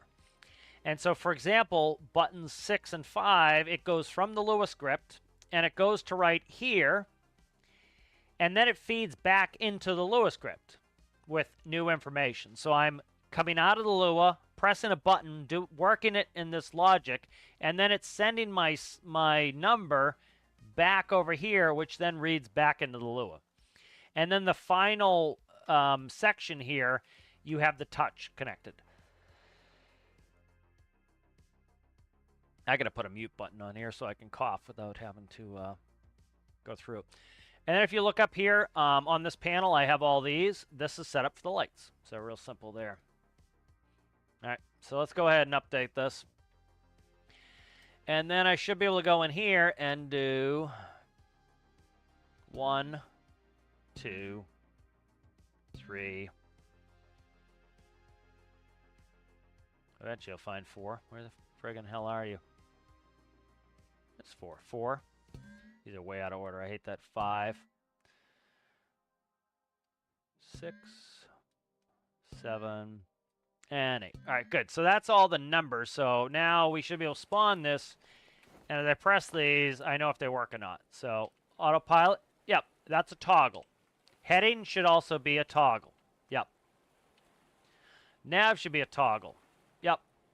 Altitude should be a toggle. Now, let's look how close we can get these. Autopilot, you can see above me as I click it. So if I click here, nothing happens. If I click right on the border, it just barely happens because I keep tapping in. But you notice nothing about there, and then once we get in. So that's where we've set the boundary of where this is going to click. So if I wanted this tighter, like right there is not clicking, right here is clicking. I don't want right there clicking. So what I can do is go in there, and I can move that over a little bit. So what we'll do is go in here. And if you look on autopilot, right, this is height. This is width. And one way we can find this, if we go in the help section and we go down to where the coordinates are here. Is point in rectangle here, right? It's going to tell you returns the point if X, Y is inside the rectangle. With rectangle width and rectangle height. So it's width, height. Width, height. So you can see here, there's a bunch of different things telling you if it's width, height, where it is. So that's width and height. Width first, height second. So we want to decrease the width, right? So right now it's at 7. Well, let's make it 6. Because it's 1 too far over to the right. So you can get real granular on where your buttons are clicking. So now, I click here, nothing. I click in the middle, yeah. If I click right here, it shouldn't do anything. See, it's reliably not doing anything on this set of pixels. And that's because I clicked too far left. Then I click back. So now we've tightened that button up. So let's check the heading button, right? Nothing. Heading, heading, heading, heading. And this button's going to be wider. And so that one's 1 too far. Let's see if this one's 1 too far for me. It's probably 1 too far there. So I'm going to just cut, you know, if I feel like it, like, is that a big deal? No, I'm not going to screw with that. But you could tighten it up if you wanted. And then we have the left side of this button. It's a press, right? So it's not going to hold, it's not toggle. And then we have the right side. So you can see how tiny you can make these. It's literally by the pixel. And I have a 1 pixel barrier in the middle to keep that from have 1 pixel barrier in the middle so that you don't have a no man's land. All right, and so that's all the buttons required. So now let's definitely save this. All right, and if you look here when I get in there, all right, we have no autopilot. This is not an autopilot at the moment, right? There's no autopilot in here. This is just the buttons. Okay, so what we're going to do here is we're going to grab everything. I'm ready to start hooking this up with an autopilot. And so what we're going to do here is we're going to go ahead and we're going to stick this in an autopilot panel. And what I'm actually going to do is let's do this. I put this in my seaplane already. Let's launch the seaplane. This has the 1x2 in it. One of my many seaplanes, but this is the one I have for Career Build Series. All right, let's go ahead and power on. All right, so here's my panel, right? Here's my 1x2 panel. This works. This is integrated with the autopilot. It works. All right, let's set this up. And so this is one of the reasons I put this out. I tested it in the seaplane. The seaplane is reasonably small, so I didn't want to have to screw around. And I'm like, oh my God, this is taking up too much space in a small plane. And then as work begets more work, I'm like, all right, let's make a 1x1. So let's go ahead and grab the autopilot. Copy it. And let's open up the Lua test bench. That's why I recommend these test benches. Now imagine you're trying to build this panel in your airplane. How much of a pain in the ass that would be. Because you're trying to move everything around. Oh my God, I need to add a node to my autopilot. This is a pain in the ass. By doing a test bench here, we have the space. We can quickly spawn it, despawn it, spawn it, despawn it, spawn it, despawn it, you know, and fix things. All right, so now what I'm going to do here is real simple. This is a good working Lua. We copy it. Copy that. Paste it. All right, make sure you're copying and pasting things that work so that you don't lose your work. Again, we see on a daily basis people complaining all over Stormworks universe of like, oh my God, I lost all my vehicles. Oh my God, I lost this, I lost this. It's been basic PC 101 from day one. Save the things you don't want to lose, period. All right, good. So now we've got the autopilot section in there, right? So I just copied that Lua. So let's go in here. And you notice, so let's real quick. This one here, why that's bigger, is all of these, those are my test buttons. If I press 1, it's going to go ahead and do those indicators. So that's what this panel's set up to do, is to test the Lua. And then I can go in here, and now I can actually make this work with my autopilot. So all I do is real simple, is instead of, don't go in like a bull in a china shop and deleting stuff yet. Paste your new Lua code. Everywhere this Lua code connects, connect with this, and you'll notice as the lines disappear, you can tell where it needs to be connected to. Real simple. All right? That way, you know, don't go to bull in a china shop and, oh, Christ, where am I supposed to connect these now? Right? And now you can see, is this connected to anything? Nope. So that one's good. We know we need to connect the AP. That's going to be the monitor there. What hooks up to this? Real simple, that's it. All right. And we've just transferred out our new panel in there in about 2 seconds. All the connections are good. All right. This here is going to be our this here is our vertical speed. I don't need vertical speed anymore. We're not going to do vertical speed. Is it? Yeah, this is vertical speed. I don't need vertical speed anymore. I'm not putting that in this panel. So what I'm going to do is go like that.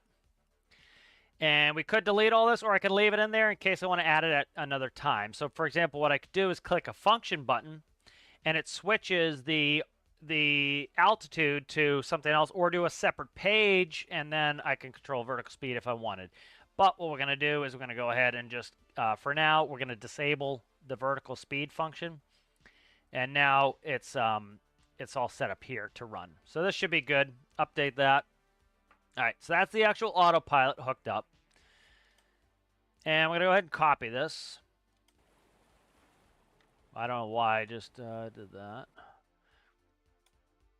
All right, that's copy. We're going to save this. Always save backups, people. We're going to load up our plane.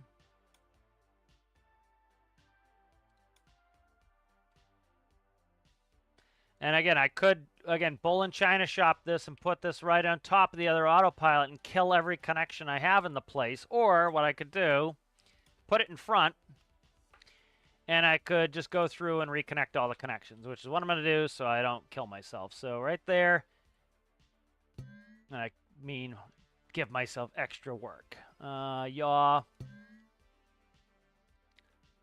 Bingo. That is gyro, goes to there. Bingo. So you see how much quicker this is to do it this way. So physics sensor, physics sensor.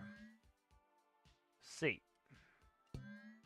That's bearing micro I don't have connected right now. That's AP monitor touch. That's the actual monitor. We're going to change this monitor out. And we're going to put it right here.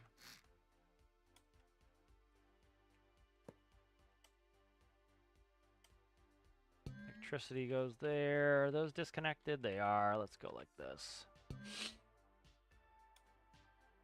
And that's going to be battery master goes there. Electricity is connected. Good. This is going to be AP monitor touch goes in here. AP pass-through will go to other things that I need to read out AP on that. And then video goes to the monitor. Bingo, that's all that took. And then that can go, see you later, alligator. All right, so the new panel should be in here. I'm working. All right, good. All right, bingo, we've got a screen. Thanks, Mayhoon. Glad you like it. All right, good. We're up and running here. We'll go take off, and we'll see if this integrates well with my autopilot. And the answer is going to be yeah, of course it will. This is a very short wheelbase. I got to taxi out slow with this plane. Let's go. 2 notches of flaps here. I should put a headset on this seat. It's very loud. All right, positive rate. There we go. Gears coming up. That's heat. Gears coming up. All right, so we're currently going a heading of 218, so we should click on the right of this, and up it's on our left side, so we need to decrease it. Something screwed up with this. It should be counting down. I gotta fix the logic on this. I do have to fix the logic on this. Something's up. It's backwards, so I gotta fix it. All right, 218, that's our heading. So let's go ahead and do autopilot master and heading mode. And now it should be holding 218. Okay, I want to climb up to 3,000 feet. So let's hold it. 1, 2, 3, 3,000 feet, altitude hold. All right, let's go ahead and make a right-hand turn. Yeah, these buttons I gotta fix, they're backwards. Let's make a right-hand turn to 310. So you see, if I hold it for a couple seconds, it will spin quick, and then I can let go and just tap, tap, tap. All right, there's 3,000, what we set. It's holding it. And 310, it should center us out.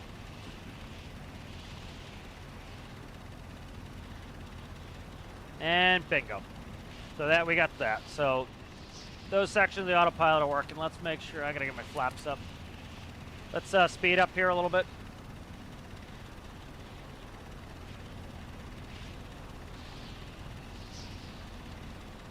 Ah, very nice. Glad to see you. What is Sire? Am I using thrust vectoring to steer the plane? No. No, I don't like that. It's not really realistic. It's fun, it's cool, it's futuristic, it's just not interested. I use just, what I usually do is, so in a real twin, you pretty much put your feet on the floor, especially like in the jets I fly, you put your feet on the floor as soon as you take off. It's the actual act of the wings turning that's going to give you that rotational force for the turn. Your upwind wing, your upper wing, the one that's higher, is going to want to go faster than the downwind wing. And so it's going to yaw you. So all I do is put in a yaw correction so that it will automatically, as I bank, it will add yaw. That's all I do to make it more realistic.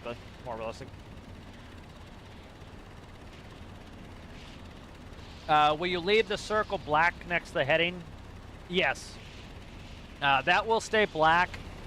The real ones IRL are are just knobs you turn. So I'm trying to simulate a real mode control panel here, not, you know, and so like, I'll show you a picture of the one I use on my airplane.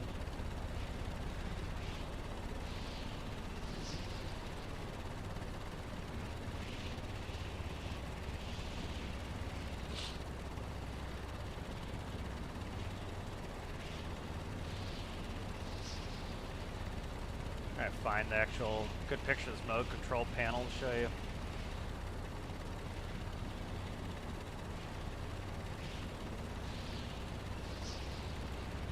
That's real not helpful. Aerofly has good ones. I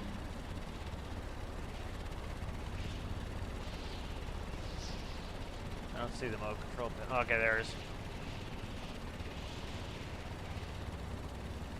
So here's the mode control panel from the CRJ9. So this is what the panel looks like, and here are your knobs. That's your course knob, that's your speed, your heading, your altitude. That's how we change the altitudes in the pre-selects. And they don't come up on the panel, they come up on the screen. So when I set my altitude, it comes up right here. And then that's, I can do vertical speed with this wheel.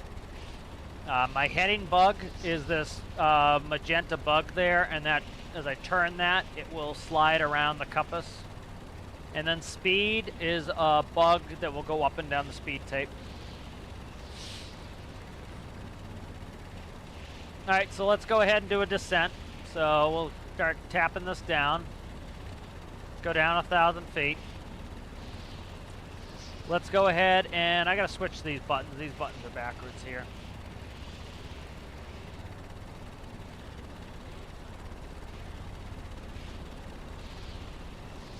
So yeah, all it's doing is you can see how it's auto yawing, or it's auto ruddering is essentially what it's doing, and that gives it natural performance.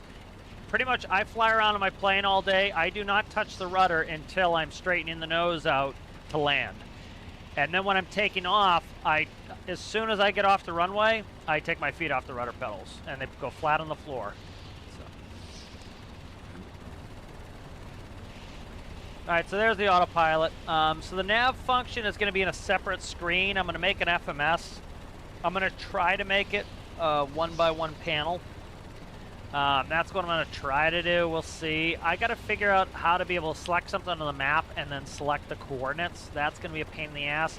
What I think I might actually do, which is makes more sense, is so like the way it works IRL. This is awfully loud.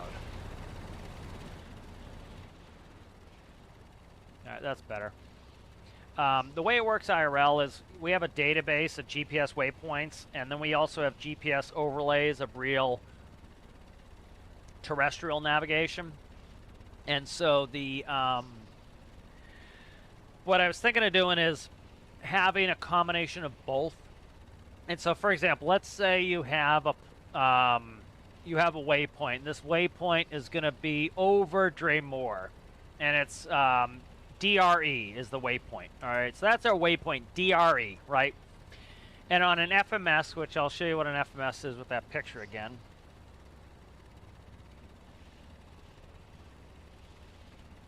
So here's an FMS. That's what our FMSs are, is right here. And so they have big keyboards, and they have all these are line select keys.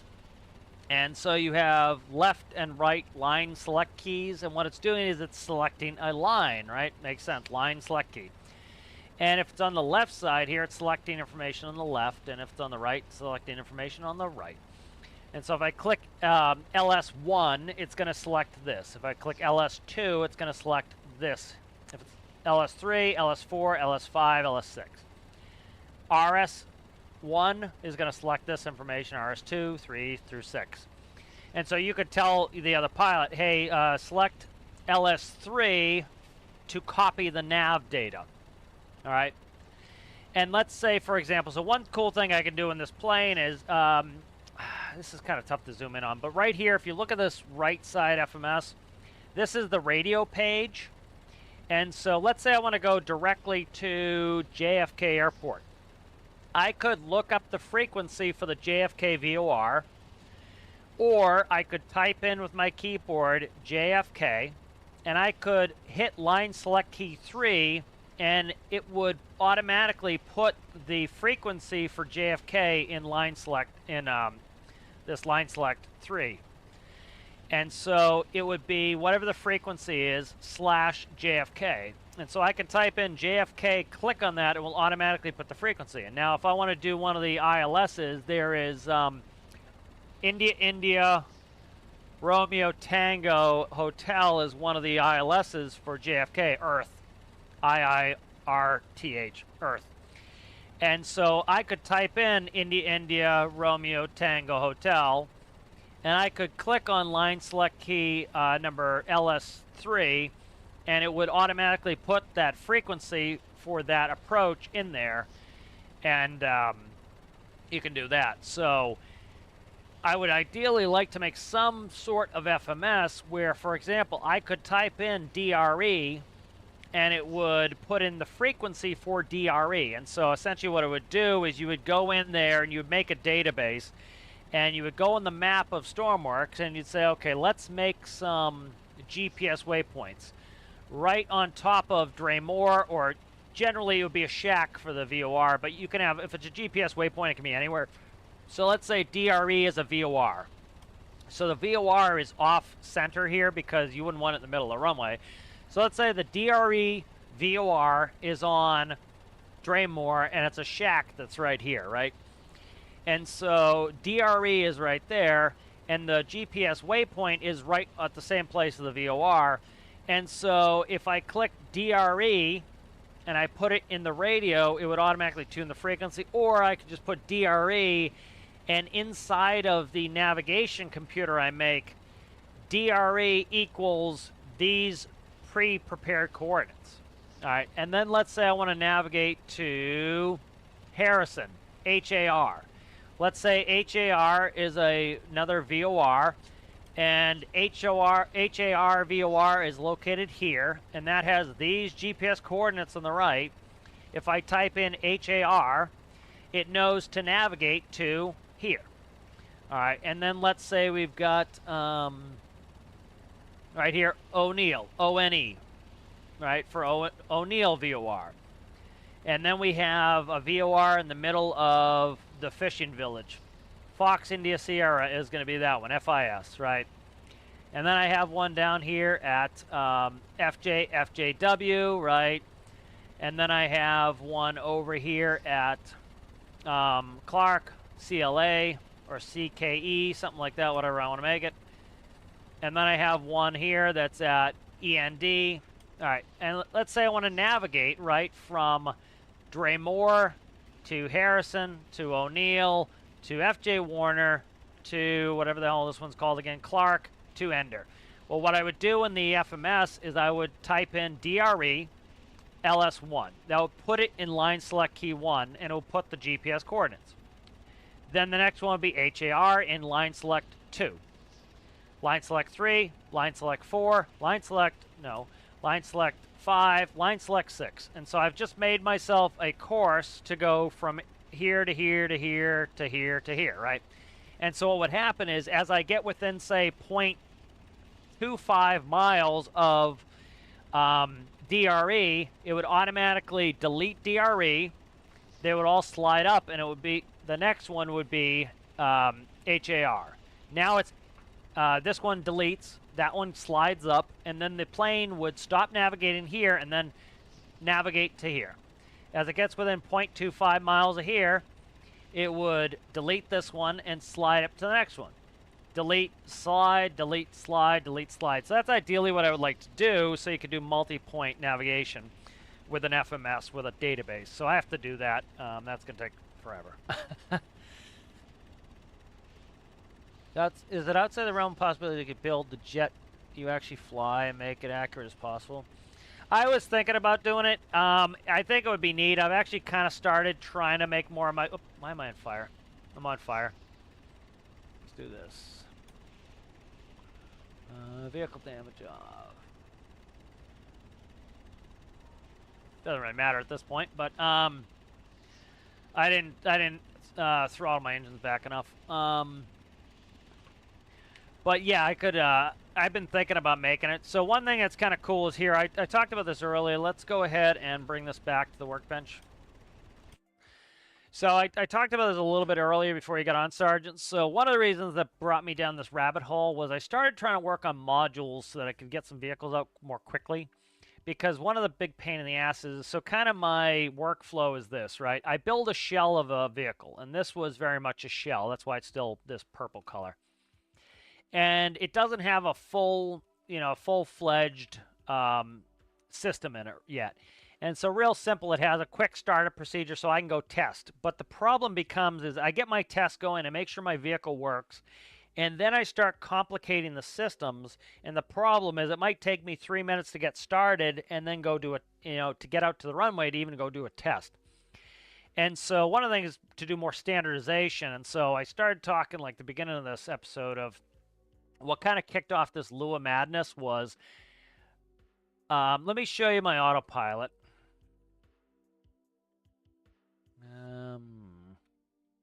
I don't even think I have a AP by itself right now. Let me find a vehicle that I can launch plane. Okay, I think Caribou. No, Caribou doesn't have a full one. What's got a full autopilot sitting on it right now? I'm trying to think. The Cap Air jet, definitely. So like here's a Cap Air jet, and if we look at what I need for an autopilot, I have an autopilot screen, which is one of these, probably this one. So I needed a screen. I need a heading so I can input my heading. I need to be able to input my altitude. I need to input my GPS coordinates. So for me to be able to do autopilot, I needed 1, 2, 3, 4, 5 blocks of shit. And so that's a lot. And so I started this whole process. This is, a recap for those who've came in earlier. But I started this I started building this 4-engine VTOL. And started to become a pain in the ass because yes, it was running, it was working, but then I need to start putting in panels. And it becomes a pain in the ass because I have to go in here and every time I need to recode the numbers for all the panels, and oh my god, it takes forever. And so what I wanted to do is have a template, modules. And so essentially what you would have is you would have a turboprop module. And then I started working on a turboprop module. And so what this would have is a turboprop. And what I wanted this to do is have a panel. And so this turboprop panel, what you'll do is you have the seat going into the turboprop. That's going to control it. And the panel is also going to go into the turboprop.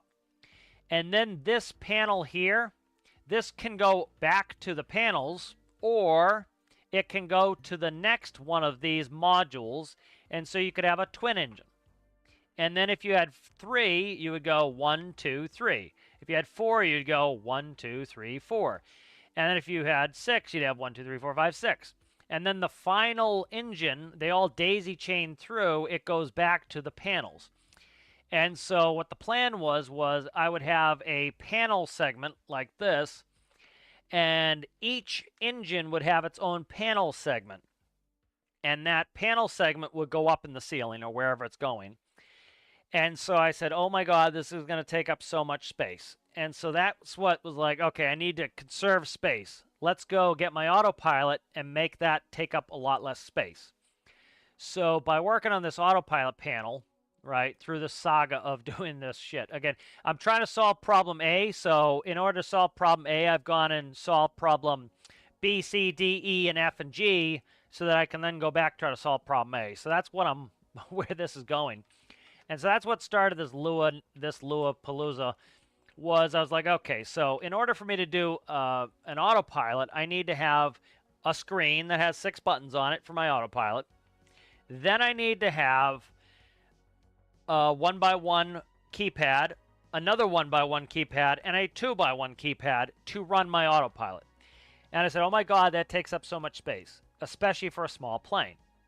So let's go ahead and do this. Let's make an autopilot panel that has, instead of having a 1x1 keypad, I put it in here. That gets rid of a 1x1 keypad. Perfect. Let's have an altitude selector.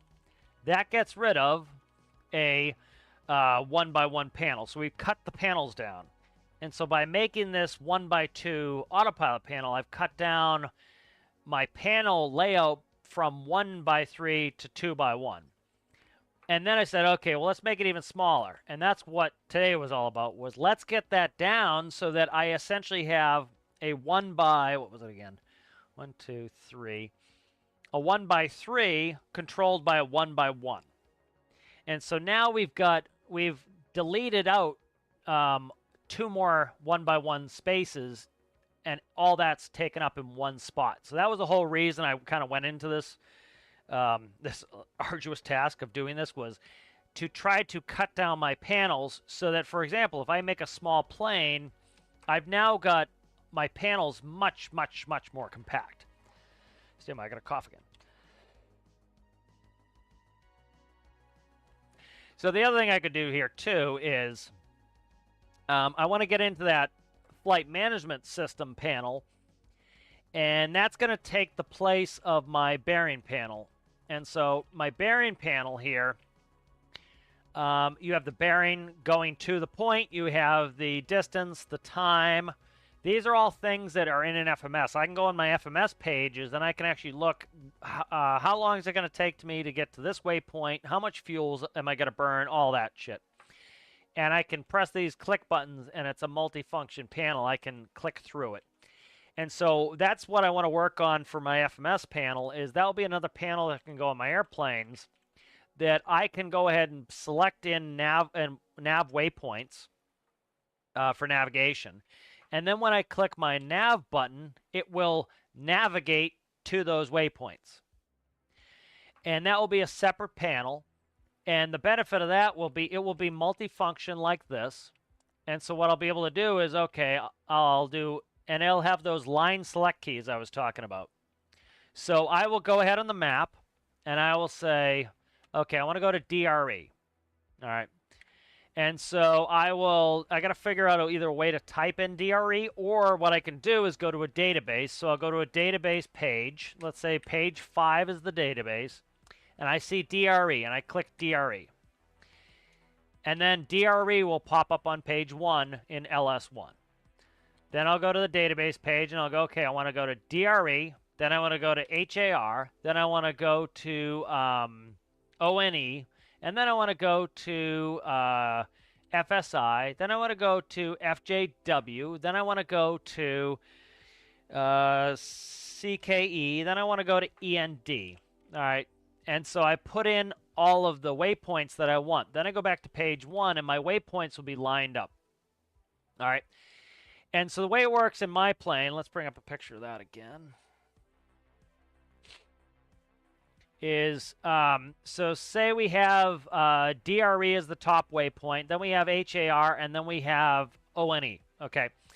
What you'll get oftentimes is ATC, right? So we're routed from DRE to HAR to ONE. Let's say we hit DRE, and we're going to HAR. We've already crossed DRE, so it slides up. And ATC wants to give us a shortcut. They don't want us to go to HAR anymore. They want us to go to directly to ONE, O'Neill. They would say, you know, stormworks flight 123, turn direct ONE. And you'd be like, direct ONE, stormworks flight 1. And what you could do in this plane is, so now it says HAR on LS1, and it will say, it'll actually be on LS2, but say HAR. It will have DRE behind you because that's actually behind you now. It keeps the behind waypoint in cyan.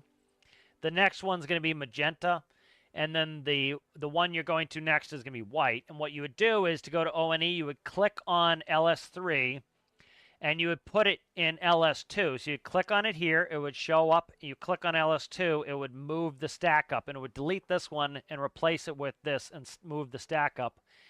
And then you'd hit execute. And now you would go to the next waypoint. So by doing that, I would like to do that so that we can try to, again, make everything much smaller and have these multi-function panels. The next thing I want to do after that, not even necessarily after that, could be before that, is, so kind of going through what's in my airplane, is this is my PFD, my primary flight display, which I'd like to make one at some point. You have your multifunction displays up here. And so these, this one shows engine instruments. That's my N1 of my left engine, N1 of my right engine, N2 of my left and right engine. We have pressures, oil pressures in there. And so what I want to do is and this page pretty much always stays up and stays constant. There's a lot of information here. And that's why I kind of wanted to get into Lua more, is I can really make things much more compact doing this. Because with a regular panel, we only have 4 slots. So when I want to do engine instrumentation, I have to have, to do N1 and 2, I pretty much have to, this is actually thrust, but that's N1 and N2. This is percentage. If I want to do N1 and N2, that takes up 1 panel. So each engine I put in needs 1 panel to do 4 of these. Where what I could do with Lua is I can do all 4 of these, all 6 of these rather, for 2 engines. And then if I want to do 4 engines, well, guess what? I can put them right next to it. Or I could put them on another page. And so I could do much, or make them smaller. And I could put a lot more information. For example, you also get multifunction information in here. So, for example, when we're starting our engines, this is oil pressure, these gauges here. And as soon as both engines start, this changes to engine vibration. These gauges disappear and new gauges come in their place. This here is flaps and slats. This is gear. As soon as the gear is up and has been up for a while, this disappears. It goes away. As soon as flaps and slats are up and gone, those go away. This is your fuel information. That stays. This here is your ICAS. ICAS is Engine Instrument Crew Alerting System. And so you have red messages, which are your warning messages, your most important, most serious messages. Then you have cautions, which are your next level of message. And these cautions will keep stacking up until there's finally a little thing here that says page. And you can click a button in the cockpit, and it will let you cycle through the pages. Then over here, you have more ICAS information. You have, these are advisory messages. And these are status messages. And so that's the hierarchy. You have warning, caution, advisory, status. And so they're color-coded, right? Red's most important, yellow, green, white. And so by putting that information in there, I can quickly click through pages. And if I want to look at all my engine information, I can go to an engine page, look at all my engine information. Let me find the button in the cockpit here real quick for you. I'm trying to find, it's on the center pedestal. All right, here it is. Let me bring this picture up in a new tab, and I can show you this one too. All right, so this is, so right here, this panel here, it has all of your pages for that, usually the screen on the right. So this screen right here, this is MF2. All right, MF2 is right here. And so what I can do is, let's say I want to look at, let's say the flight attendants call me and say, hey, it's too cold in the back, which they do quite often. I go to ECS, and I go to the ECS page, and I click on it, and that will bring up my air conditioning panel. And that will show me my packs, which are my air conditioning kits, and it will show me the temperatures. And then I can go to my overhead panel, open that one up so you can see it. I go to my overhead panel, and I can control my cockpit temperature, which also does the back row, and I can do the rest of the airplane. I can control the temperature. So I bring up the page, I click ECS, I look at ECS, and I control the temperatures right here. And then let's say that I want to look at my hydraulics. So I go ahead and I go to the HYD hydraulic page, and then here are my hydraulics, make sure my hydraulics are on, and then I look and I can read all the information about my hydraulics. So by having multifunction pages like that, instead of having a huge cockpit full of gauges and nonsense, I can click through page after page, and I can find the information much more quickly. And so that's one of the reasons I'm trying to do this. Yes, it's like doing 10 things to try to solve for one, quote-unquote small problem. But what this will allow me to do is make everything much more compact, so that if I have a one-engine airplane, I can still have I can still have MFDs that show me temperature, RPM, or manifold pressure, RPM, oil pressure, fuel flow. I can put my fuel information on one page instead of having 9,000 gauges in my airplane. And then if I want to go to a twin-engine airplane, well, now it's temperature, manifold, RPM. You know, if I have 4 fuel tanks, it's going to be tank. It's much smaller in this form factor, and I can just add a page to it, and it makes it so much easier to make this stuff smaller. All right, let's read some chat.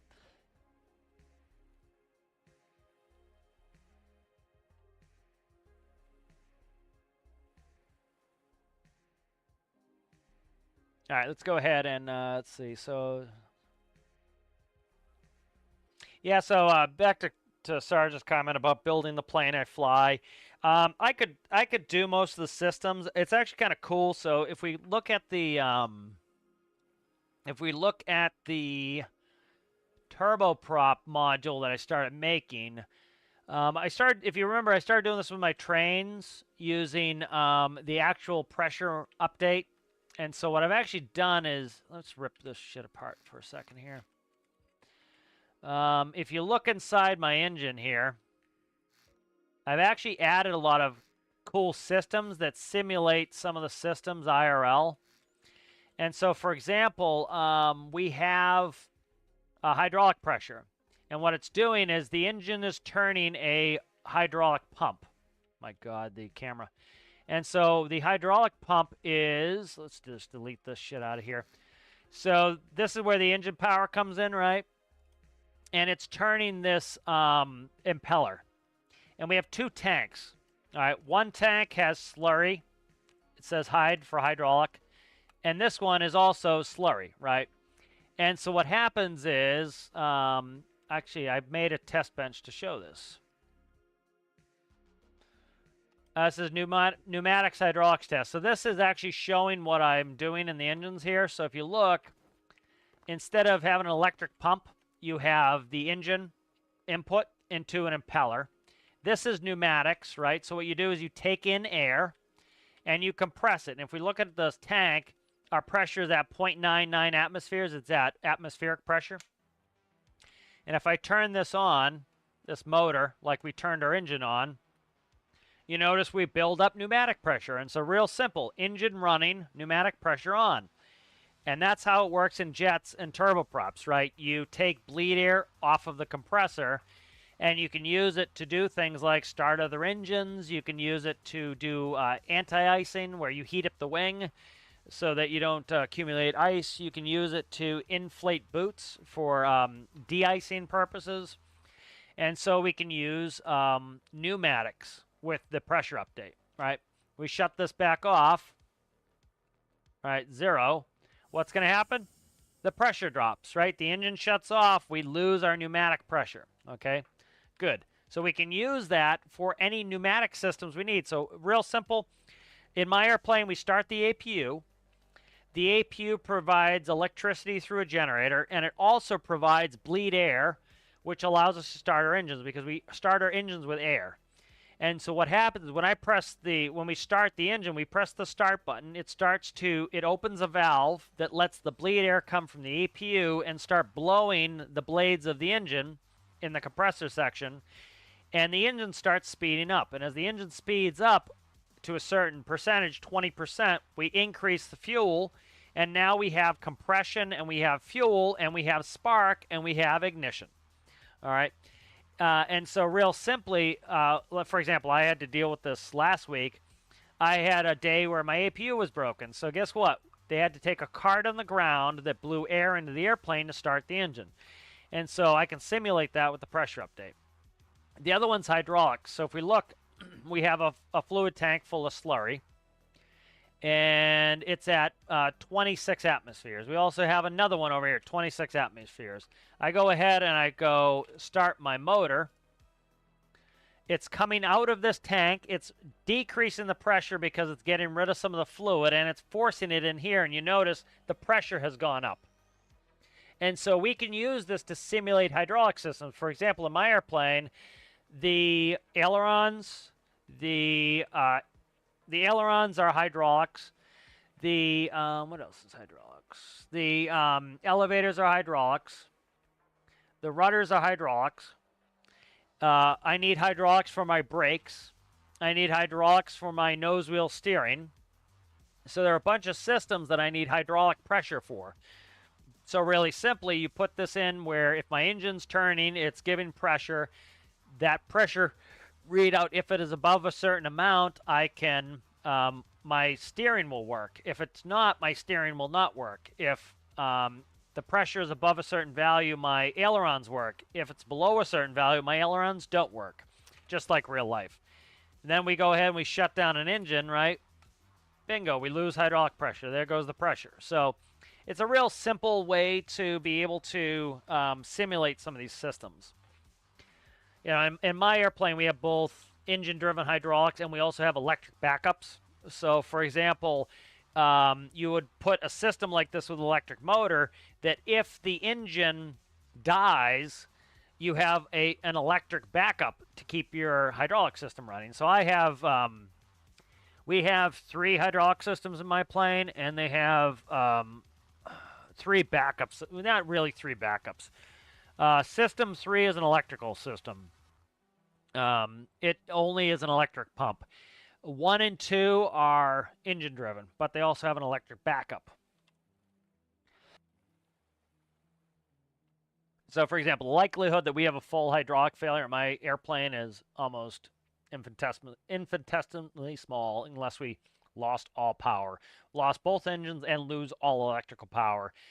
Plus, we have what we call an ADG. It's also known as a rat sometimes. We have a little air turbine that comes out of the airplane, and that air turbine will spin, and it will make the 3B system run, and that will give us hydraulic pressure even if we lost everything. All right, so I'm going back, just trying to read some of this chat.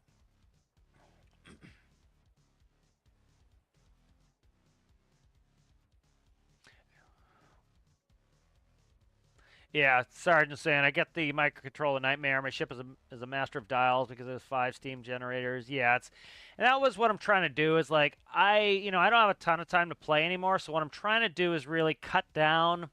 If I can get my autopilot down to the point where it's 1 panel to control the autopilot, and I have 1 FMS that controls all my navigation, and I have an ICAS screen that I can put page after page after page after page after page of information.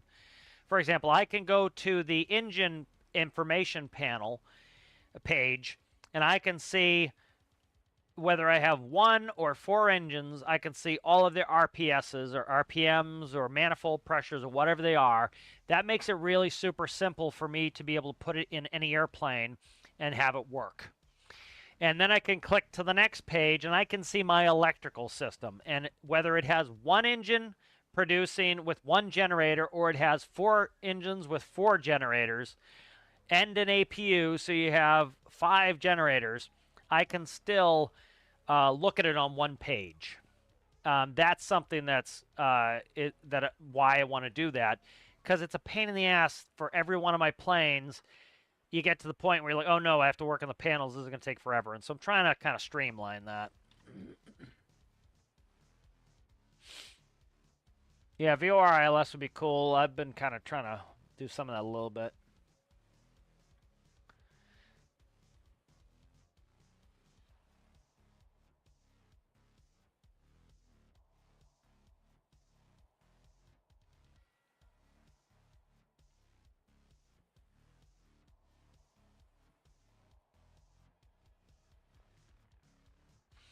All right, so that's yeah. So like you were saying, working on stuff to make my plane, my plane more get it in. I'm trying to add all these systems, and that's why I'm doing these modules. And that was a big part of getting into that. Like I said, it was a very circuitous path. It was, oh my God, this thing's a pain in the ass. I have to make a new panel for this. This is going to take forever. Then I have to adapt a VTOL panel to make it work with this. Oh my God.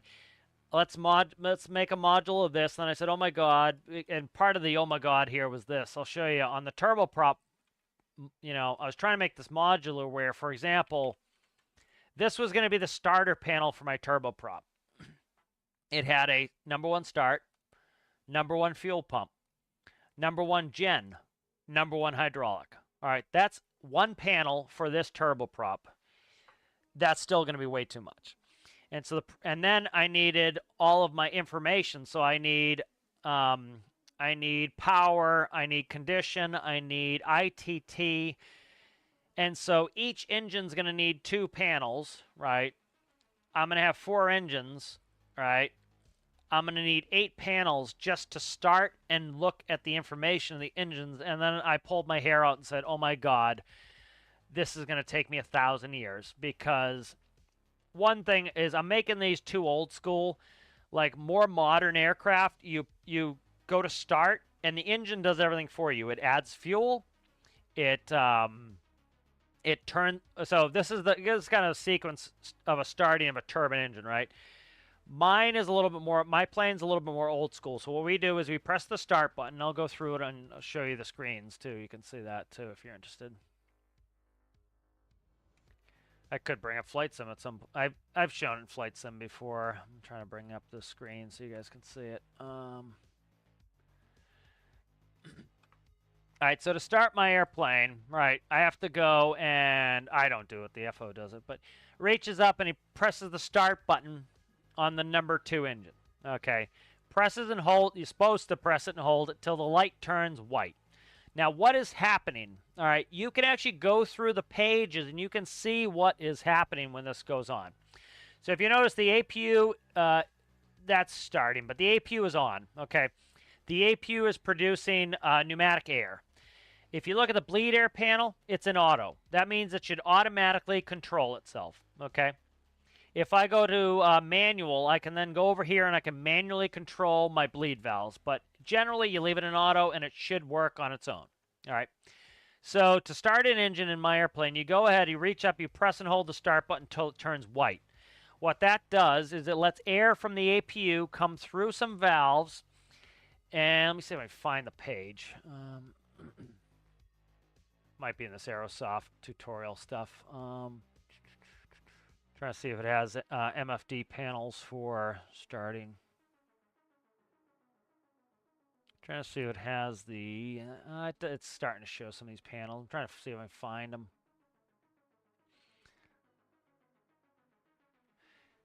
Trying to find an ECS page that's up. Let's see, if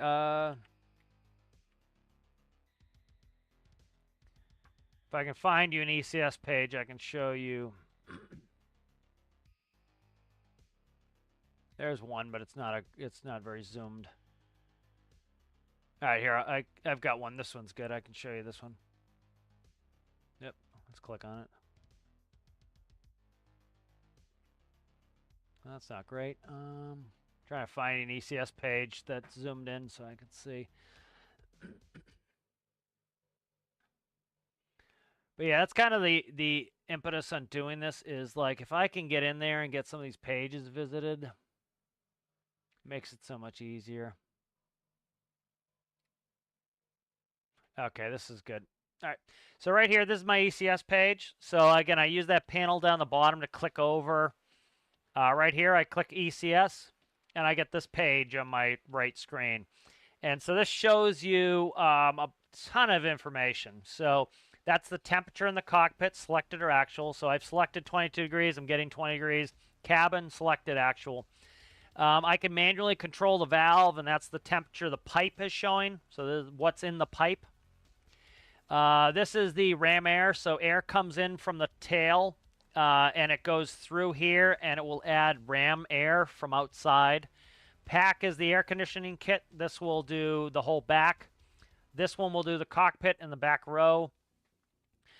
And then these are your pipes for your bleed. So here's your APU, and your APU is making pneumatic pressure. And right now the load control valve is closed. All right, load control valve, it works kind of like it does in game. It automatically opens and closes to modulate pressure. And that will add bleed pressure into the common manifold, which is in the middle, which is just a pipe.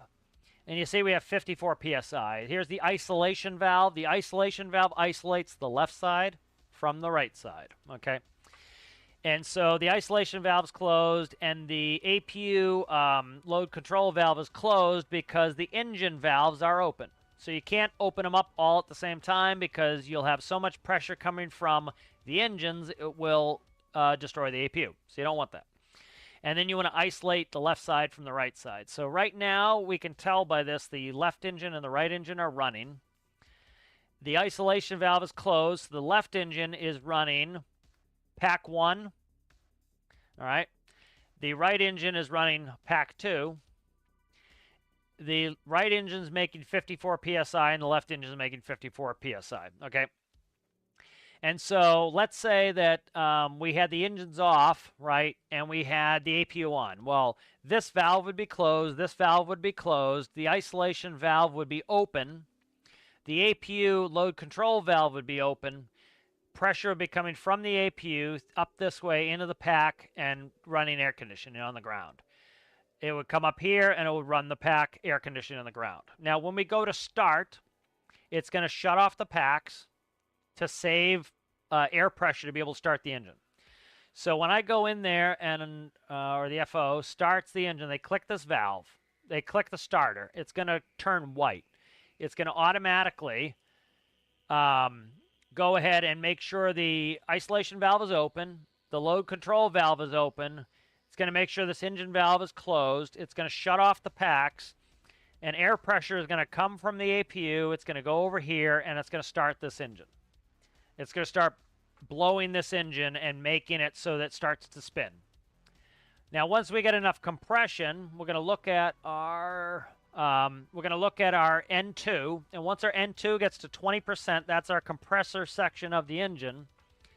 We go ahead and do I have a thrust lever?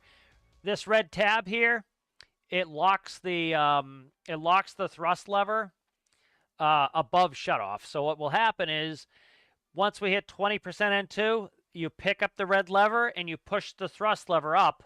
You let go of the red lever and you pull it back, and it will stop. It won't go to idle. And that introduces fuel. All right, so now you have air pressure, fuel. Now, spark is automatic. It will automatically turn on the ignition.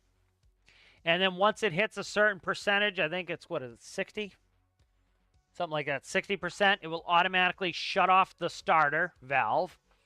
And what you'll see on the ECS page is this valve here will close. Not this. Oh, starter valve. That starter valve should close.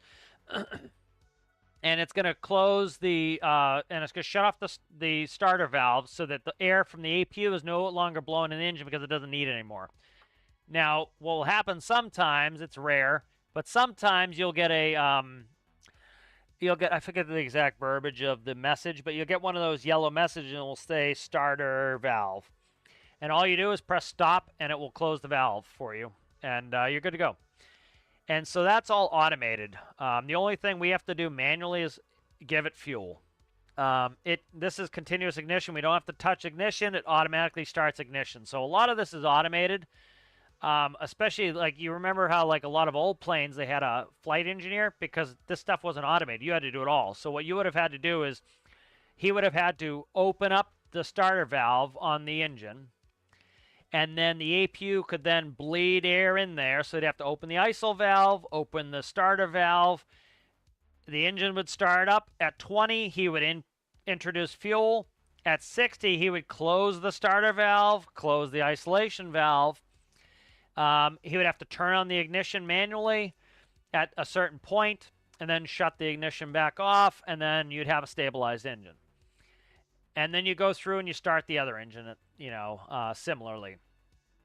But, a lot of that's automated. So I got on this long diatribe essentially to talk about how, like, I was going way too old school where I was introducing my own fuel valve, fuel pump, and I was going ahead and doing a starter. I think what I'm going to do is do a much more modern system where I have a start-stop, and I press the start-stop. It's going to automatically start the engine, add the fuel, shut the starter off when it doesn't need it, and that's going to save me panel space, which is going to be at a premium. So what I ideally would like to do is make an engine, so essentially make 2 sets of panels, one for or a bunch of sets of panels, let's put it that way.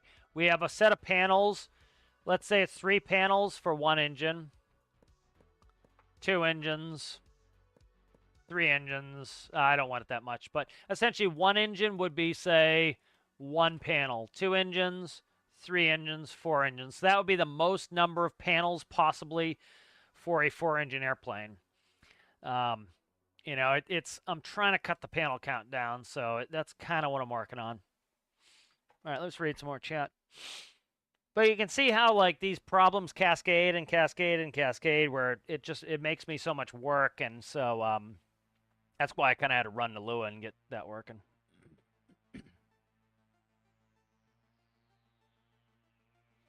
Right now I'm making a mini boat for career, fully watertight. I'm pulling my hair out. Oh, interesting. Like, what kind of boat are you building? Because, like, I have... So the easiest small boat to build is a fully enclosed lifeboat. So, like, this is my latest lifeboat. These are super easy to build, and the reason is this is... Whatever you have for an enclosed space, that is going to give you buoyancy. So all of this enclosed space is buoyancy. And so it allows you to build pretty compactly. So like if we go to, I need a little break from talking about this shit to go somewhere else here. Let's go here. So like I'll show you this,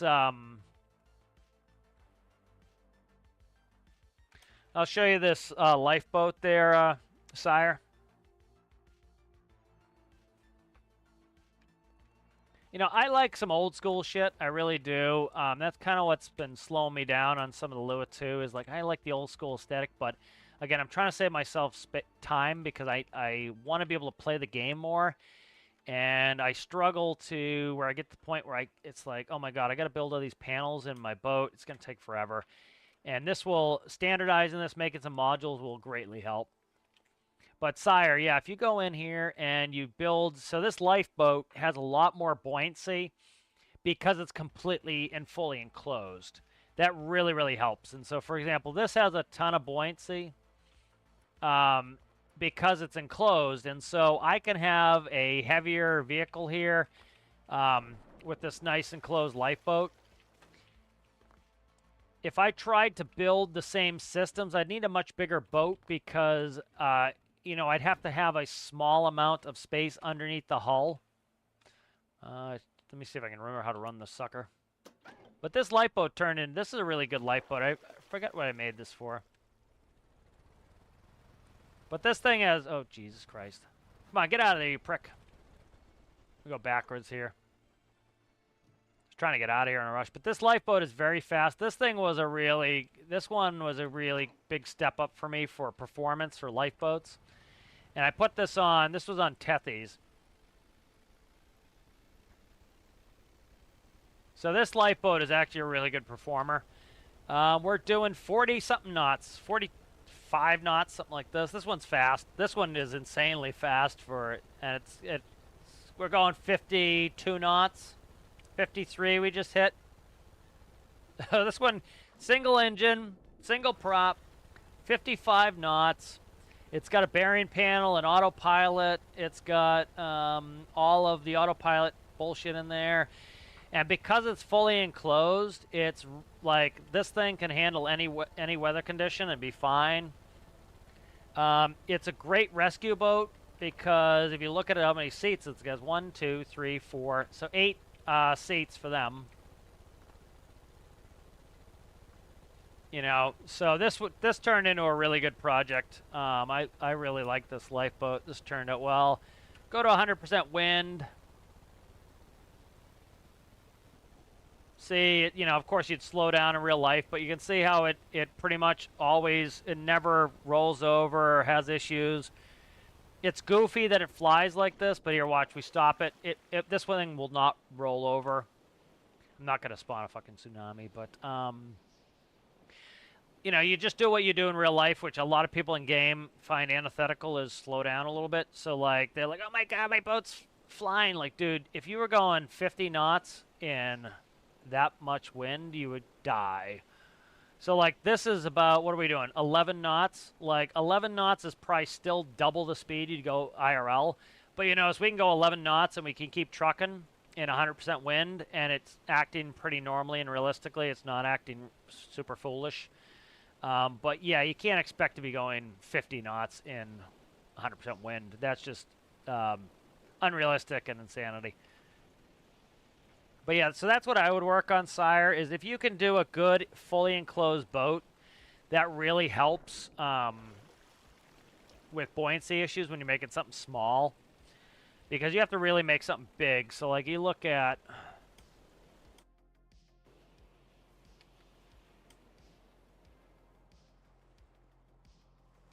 me find one of... I made a boat for Alistair's challenge. What the hell was it called? Let's see. I can't remember the name of it. Let me see if I can find Alistair's challenge for that I put the boat up for. It should be in my... Should have it in my build links. Let me look real quick. No, where the hell is that? I'm looking. Caps builds, there they are. Alright. Swordfish, alright.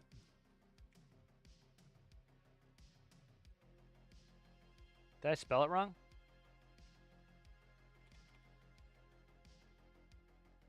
The hell's swordfish?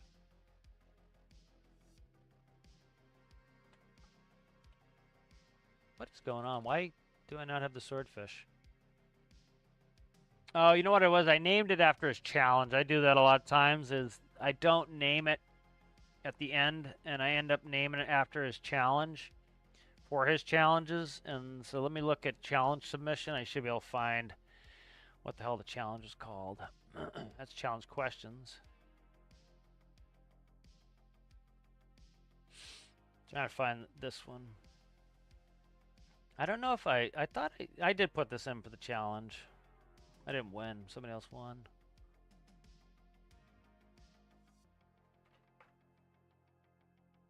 It's trains. I didn't participate in the trains.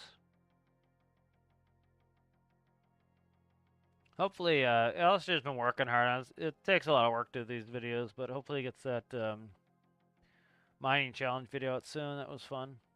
Like to see it.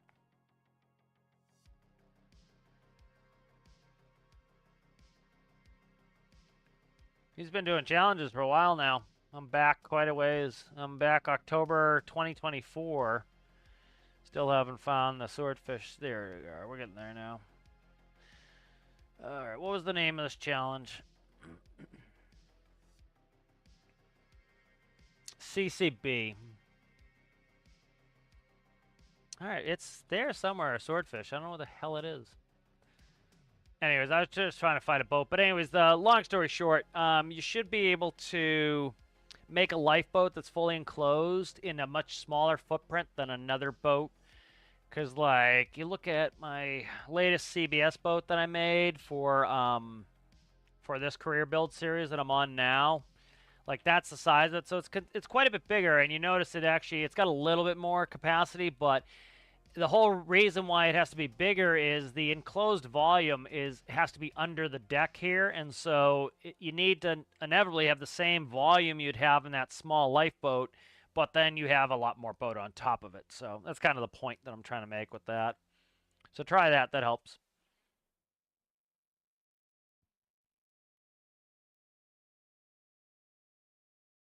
Yeah, by putting that void in there, that counts as ballast. All right, let's see what we want to work on. Get the hell out of here. Yeah, so that was kind of the point of me getting into this Lua onslaught, really, frankly. was getting into this helps me be able to miniaturize a lot of my systems so that I can then utilize those. And that's a huge help, getting these smalled up. Do I want to work on the turboprop?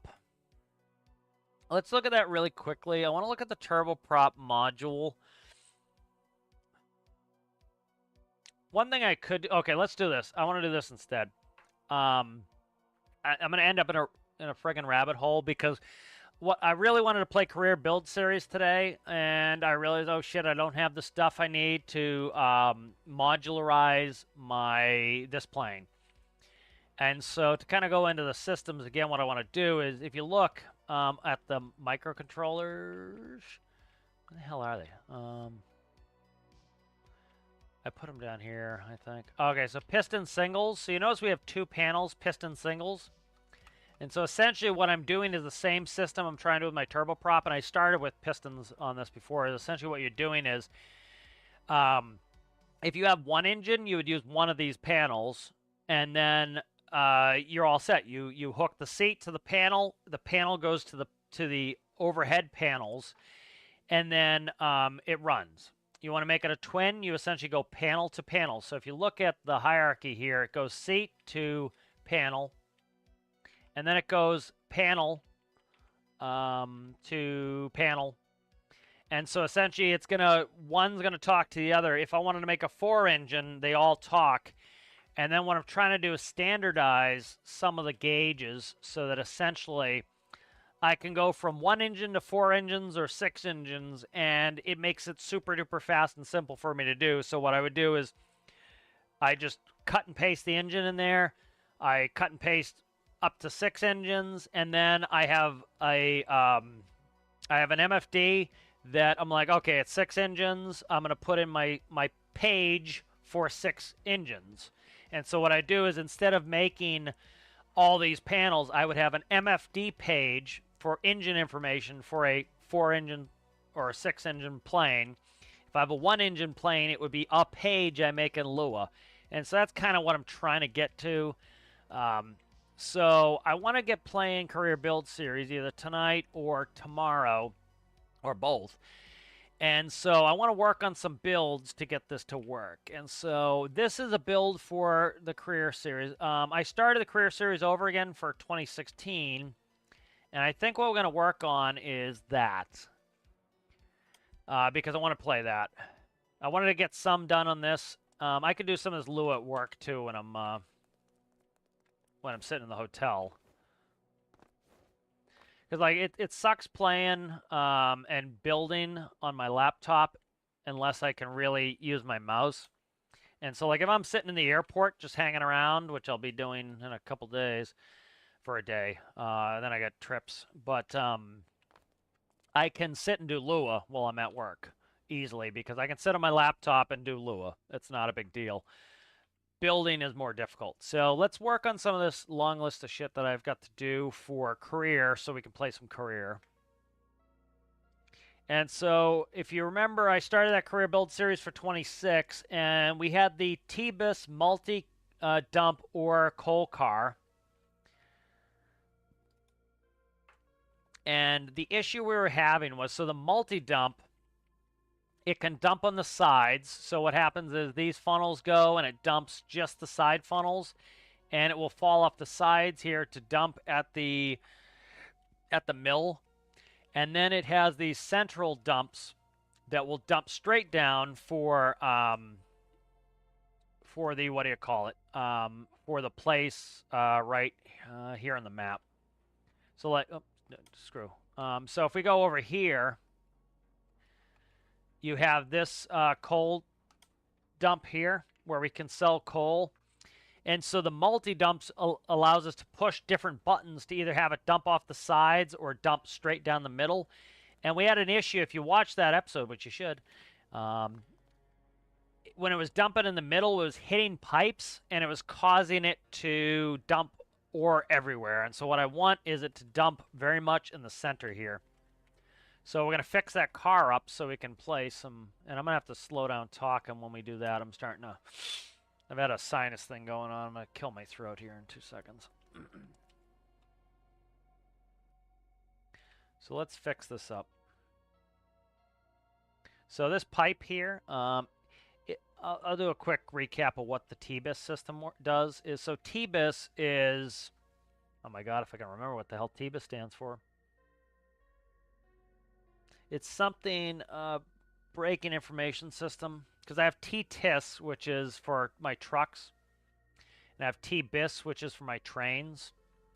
And so TBIS is my train system, and the cool thing with this is it's actually using realistic pressure to run the brakes. And so, again, I hate it when people are like, oh my god, they should just roll back the pressure update, because the pressure update, if you love pressure and hydraulics and pneumatics, you can build some really cool stuff. And so, one, they're not going to roll it back, so I have no concerns of that, but you can build some cool shit. You really can. And so, for example, I have air pressure that will come in from the locomotive. It goes into this valve. It then goes down here, and it goes around, and it goes to the back where it has a lot of the storage systems. And so air comes in from the front of the train, and it goes through this circuitous path, which I might change. And then it goes in here, and in the tank, we have a reservoir tank. And the reservoir is for storing air. So it's an air pressure storage tank. Now, they have these air tanks. The problem, and they're fine, but the problem I have with the air tanks is this. One, where the hell are they? They're under tank.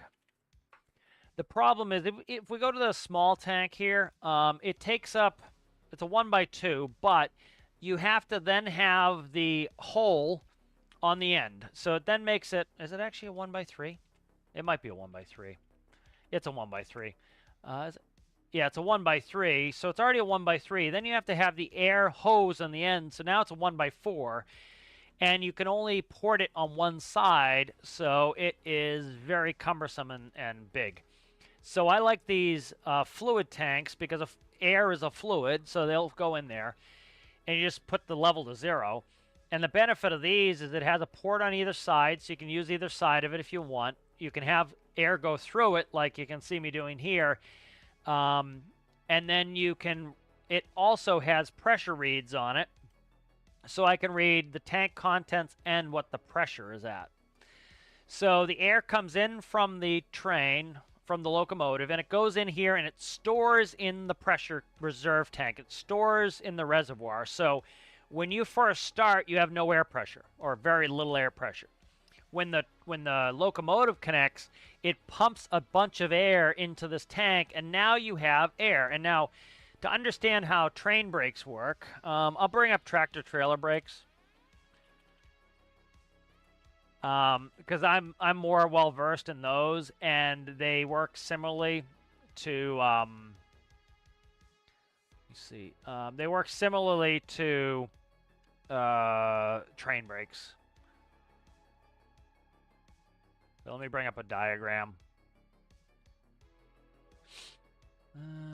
Okay, that's pretty good. I'll bring this one up. You can see this. Oh my God, they're small. All right, so here's how you're working. So you have the trailer, you have the supply line. The supply line, it comes from the tractor. The tractor, either the locomotive or the truck in a tractor trailer is supplying air pressure. It's making it with the engine. That then comes in and it's going into the valve system here. And you then have reservoirs. So if you saw on my train, right, it said RES for reservoir.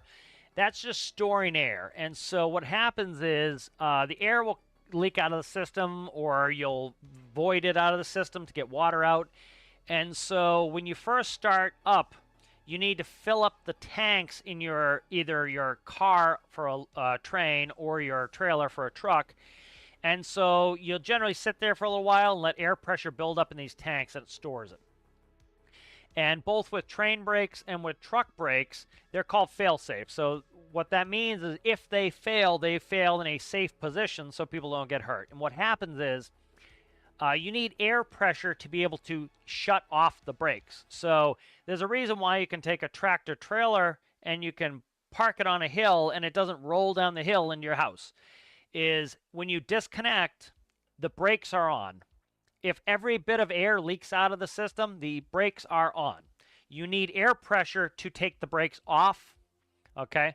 And so you fill up these tanks, and then you have spring brakes. The spring, right, is causing the brakes to be on when you have no air pressure. When you go to shut your brakes off, what's happening is air pressure that you put into the system is overcoming the force of the spring, releasing the brakes, okay? And then as you add air pressure to the application side, you're actually now putting air on the other side, which forces the brakes on, okay? And so that's a quick tractor-trailer diagram. Let me show you the actual spring brakes, or the brake diagram here. Okay, so here's a good diagram of, again, these are for tractor-trailer brakes. So you have your, here's your spring, okay? And your spring is trying to force the push rod this way, all right? And so the springs are going to force the brakes to be in the on position when you disconnect it. Then as you add air pressure, right, it's going to push against the spring brake, right? And so what you do is you're essentially adding air pressure in there, and it pushes against the spring to release the brakes. And then you have the service brakes, which when you push on the foot pedal, it lets air in here, and it pushes the brakes on again, okay? So you're using air pressure to add brakes and to release parking brakes, okay? So real simple. I won't belabor that too much. But, so that's what my system's doing here. And so when the locomotive is disconnected, the brakes are always on, okay? And that allows you to be able to make sure the car is not sliding around. When you add air pressure, it will fill the reservoir. When the reservoir fills up enough, it allows the brakes to come off. Now what happens is when you want to add brakes to this system, what you're doing is you're controlling this valve here. And that's what you're doing with the foot pedal on a tractor trailer is when I push the foot pedal, I'm letting air come from my reservoir in there and push on the brakes. And so I do the same thing with my train is as I add brake pressure on my train, the air that was in the reservoir, it comes out through this valve and it goes in and it fills this tank. And really simply, the tank pressure here, let me go find it here. Where is it? Right here. It goes to right there, brake tank pressure.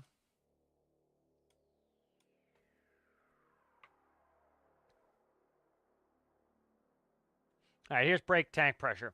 So as the brake tank pressure increases, it is essentially, it's adding brake to the wheels. So when I open that valve, the more pressure I have in my brake tank, the more the brakes go on, okay? And just like in real life, what happens is when you take your foot off the pedal, in the case of a truck, or you release the brakes on a train, you'll hear the air go, tss, right? What's happening is you've had that air pressure build up, pushing the brakes on, and then when you let go of it, this valve closes and this valve opens, letting the air pressure out. So the air escapes the system. And then you have to, and the whole time, right, the locomotive refills this tank. So as the air leaves this tank and goes into this tank, the air is then refilled in here.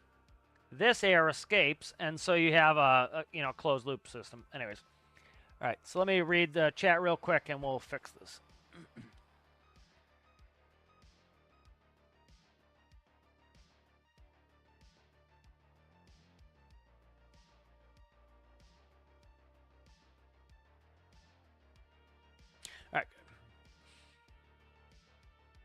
All right, so the problem we had here last time was we had some of these pipes and the ore was falling on top of the pipes, and that was causing it to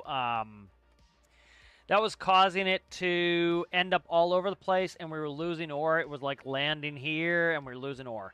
So that's one thing. The other thing is I think I'm going to rewrite one of the systems. So what I did here was on real locomotives, you have, let me see if I can find it. The hell is it called? Hand valve. Trying to find a hand valve on a train car.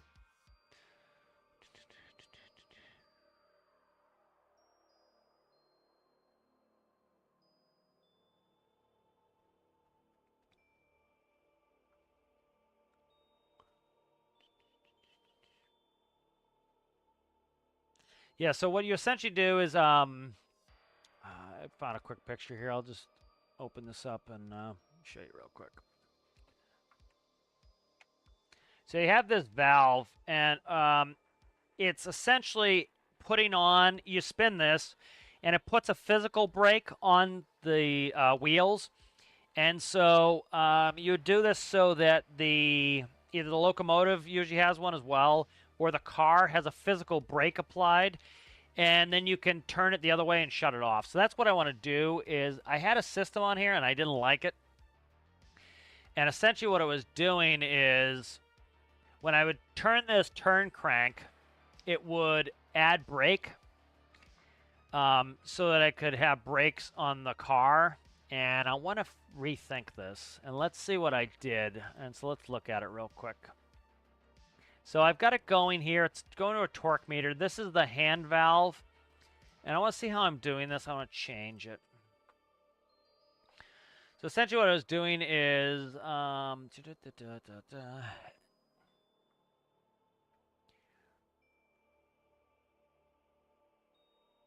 right, let's just completely rethink our hand valve here. And I want to see where this is going. All right, so here we go. We have hand valve value goes to TBIS.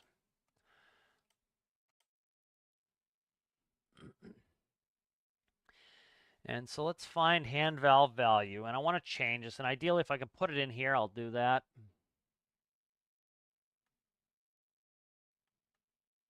And I think I've got an idea to make this cooler and work better. The problem is that, I haven't seen this stuff in a while. So, like, I got to quickly kind of eyeball this. So, like, really, this is kind of a cool system because you have your blowout valve, you have your reservoir valve. So you have to open the reservoir valve so that the storage tank can let air into the brake tank, and then that will close. And then when you want to release brakes, right, because the brake pressure is stored in the brake tank and it's pushing with constant pressure. So let's say you put 60 psi of pressure in the brake tank. It's pushing on the brake pads at 60 psi. And it's going to keep pushing at 60 psi because you have a closed system, right? You have 60 psi built up in the tank. You're going to constantly be pushing on your brake at 60 atmospheres, or 60 psi rather. I keep going back and forth. I like psi better than atmospheres, but the game uses atmospheres, so I'm constantly back and forth. Then what happens is when you release the brakes, you let the air pressure out and it escapes. And that's the blowout valve. It's letting the air blow out of the system into the atmosphere. So where's hand valve? Okay, here's hand valve right here. And so essentially we're taking the hand valve and we're adding it to the brakes. So I should be able to come up with a system where I increase this. So essentially what I'm doing is...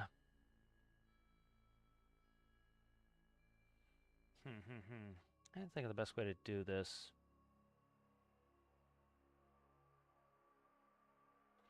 I like the notion of having the cranks just for a physicalized thing.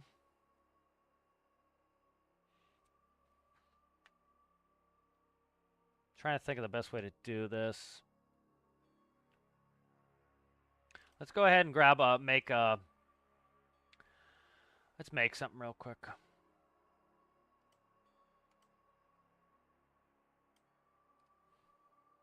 So I'm not happy with the way it's set up currently, so I want to make something better. Fucker.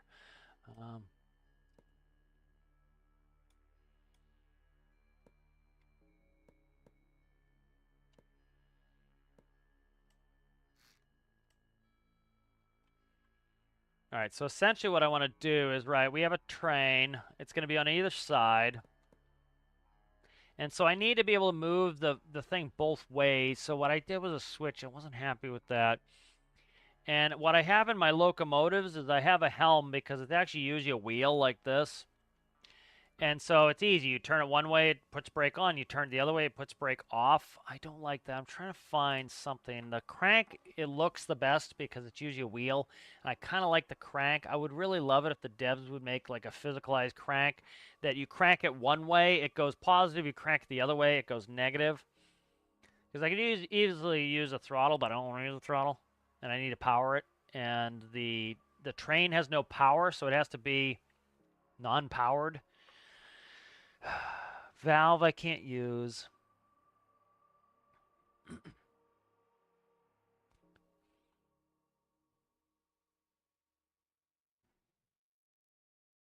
One thing I could do is this.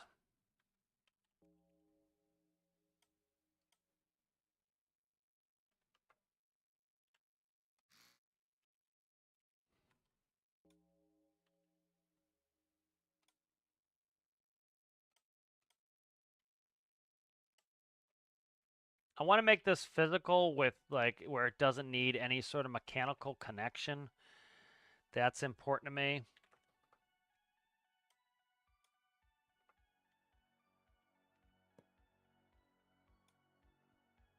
So we could do it with air pressure.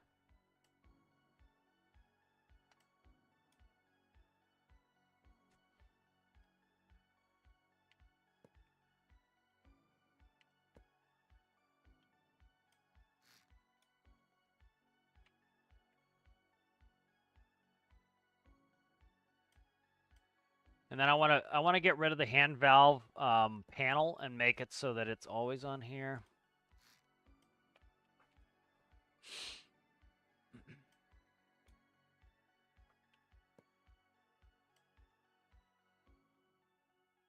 All right, so this is kind of my thought. The problem is I need a one-way valve on this, and that's problematic. So let's see.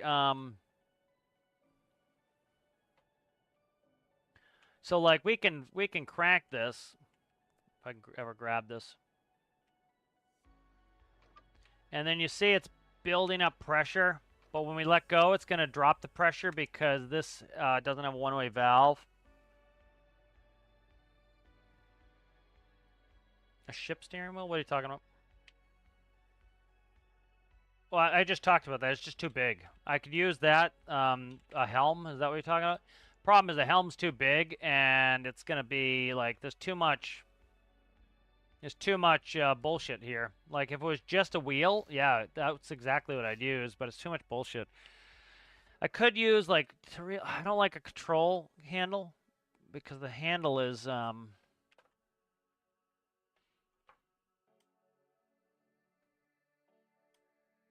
handle doesn't look right, and it's gonna make it so it's too much space. I like the crank.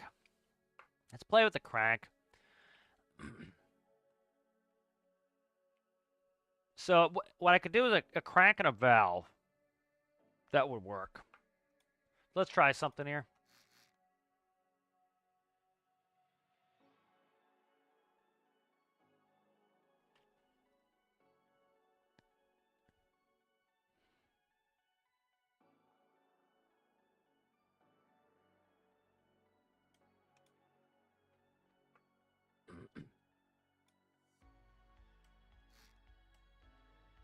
Because I want this to be completely no electricity, nothing.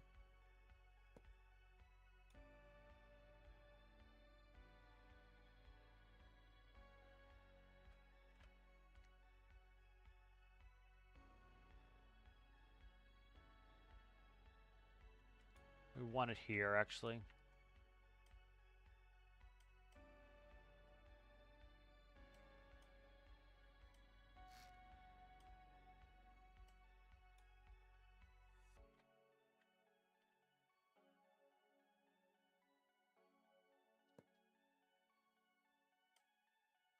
And I'm trying to think of the whole system here. So essentially what we want to do is...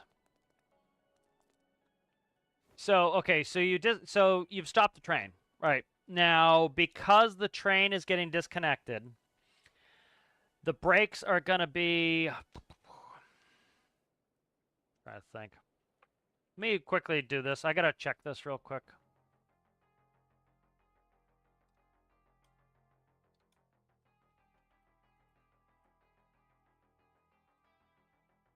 All right, let's go ahead and grab that coal car.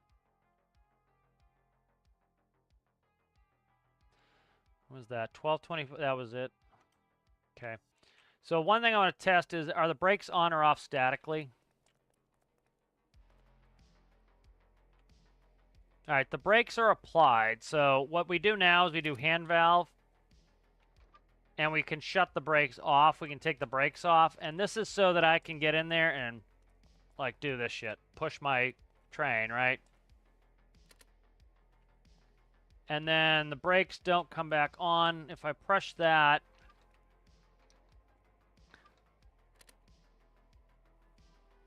all right, so I'm trying to think how I want to do this. Let me ask a question. I gotta figure this out. When a train car disconnects, I assume it's like a tractor.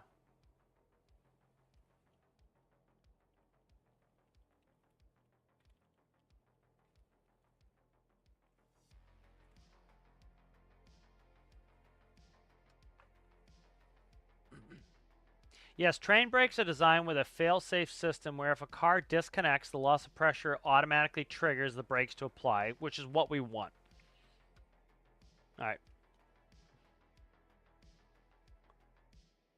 When a train car disconnects, how can you manually release the brakes?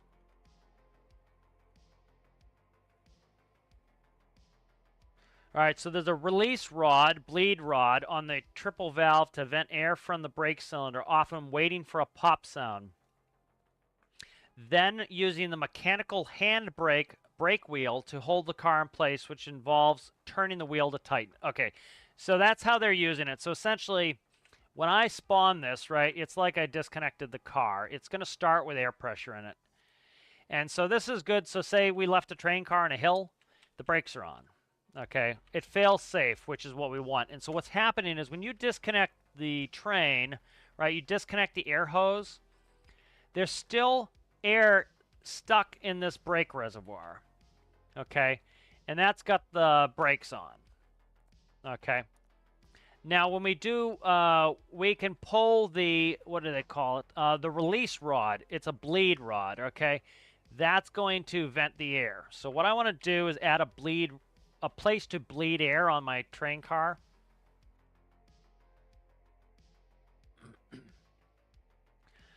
Let's spawn this again. I want to see what's in there for air.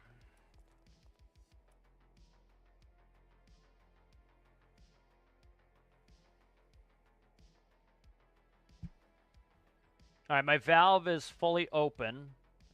Okay, so this is allowing air to go from the system, from the storage tank into the brake tank to cause it to have brakes on. And that's what we want, so that the brakes are on when we're stopped. But what I want to be able to do is bleed this off and then have a manual valve. So,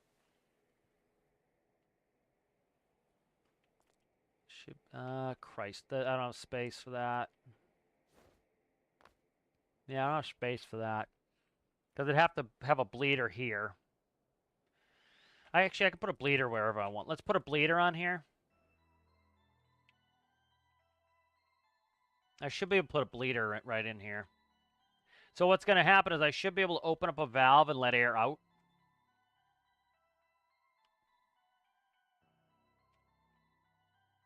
And I want it somewhere accessible where I can reach it. I could put it right up here.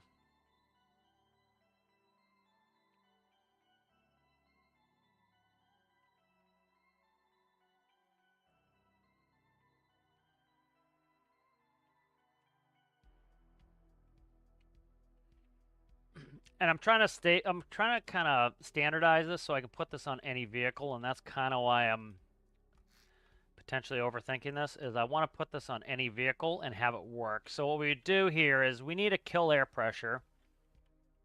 So that push rod, essentially probably all the push rod is doing is it's letting air out of the system.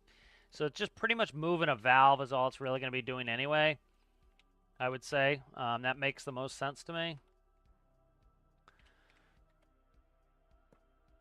All right, and so this valve is going to be closed, and this is the manual brake release. Okay, manual brake release.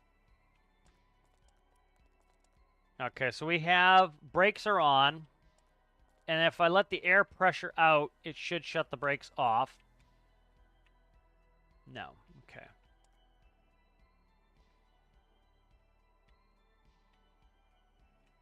Check, did the pressure go down? Okay, that's sealed. That's not going to do it. That is now it's at 1 atmosphere. Okay, this isn't going to work because I can't pre-pressurize my tanks, but I want the brakes on. All right, let's just quickly go to the multi here and see how I've done this before, because I might try to be overthinking a problem I already fixed. All right, so we have the brakes on. We go ahead and we turn the crank, nothing happens. We push the button, we turn the crank, and we can crank the brakes off. Now we need to be able to crank the brakes back on. So now they're off. Keep cranking. Nothing. All right, so what I want to be able to do is have the crank turn the brakes on and off.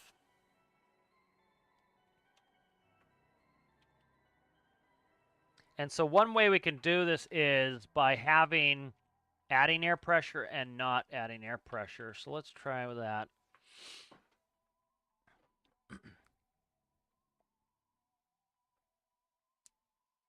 Okay, yeah, I'll start rolling again. Because the way it works in a truck is the springs are pushing the brakes on and the air pressure is overcoming the spring. So there's a great James Bond clip with Timothy Dalton where he's on the back of a tractor and they're driving down the road and the guy cuts the brake line and it makes it so he has no brakes. It would be the opposite. If I go back there and I'm standing on the back of a tractor and I pull the air hose off, the brakes will slam on. Because once the air pressure that's shutting the brakes off depletes, the springs push the brakes on hard. And so that doesn't work on a truck, but it makes sense. The train's different.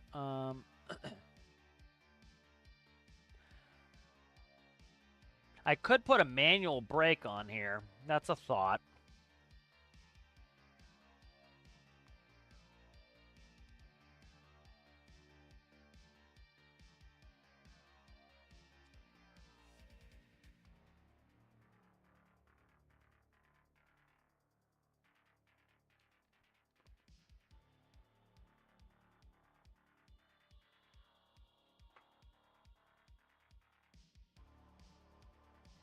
All right, I'm going to simplify this system. This is getting annoying.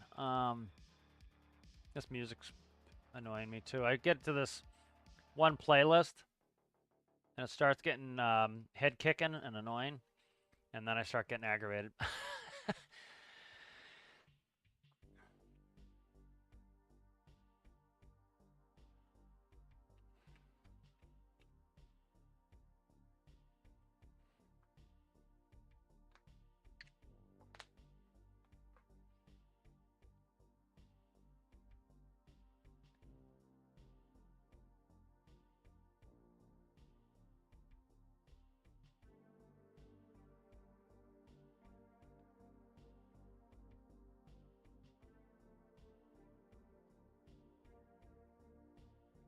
All right, let's read through some of my logic and see if I can improve this. This was kind of like a placeholder. So let's look at the hand valve, see what it's doing.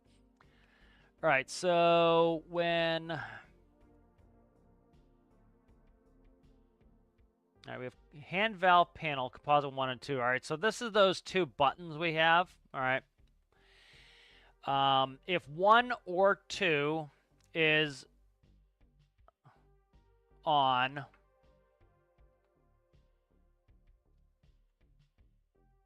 We want to increase the threshold. If it's held for 3 seconds, okay, so 3-second hold timer releases. It goes to the gear. And then what it's reading is it's reading the RPS. Is the RPS positive or negative? So essentially, this is how I'm doing the reading if we're going one way or the other. So here, let's play with this. All right, so right now we have brakes are on, spin, do nothing, press button, brakes come off. Okay, brakes are off. Then I press and hold this for 3 seconds, brakes should come back on. There we go. Okay, that's what it's doing. All right, we're going to change this a little bit. All right, which number are you? You are... I want this fully... Channel 1, this one's got to be channel 2. All right, so what we're going to do is this. I'm going to change this to a flip switch.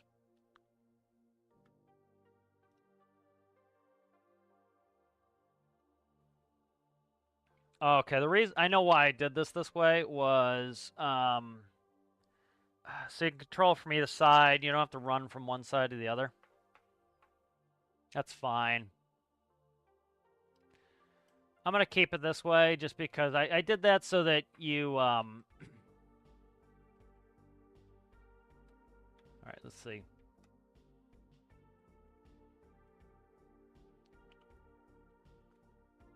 Hold 3 seconds. Okay. I'm going to do that. That's why it's a button, not a switch.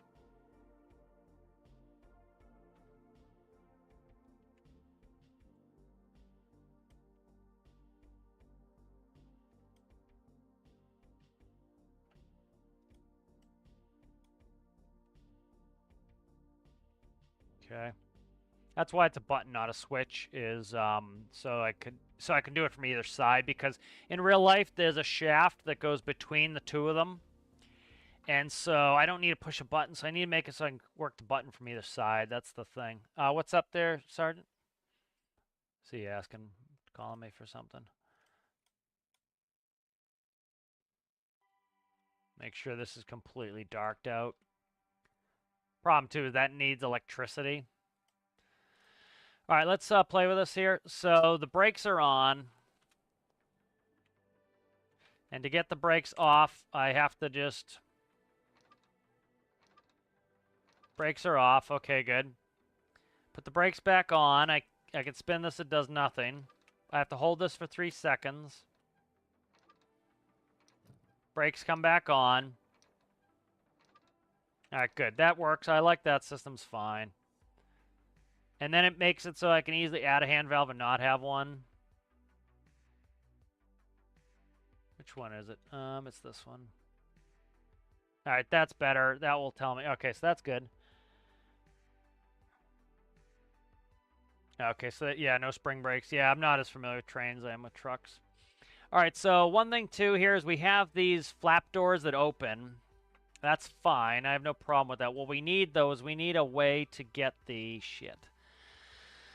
The easy answer is to either get these F-word pipes out of the way, which we could easily do by integrating it into the air system, or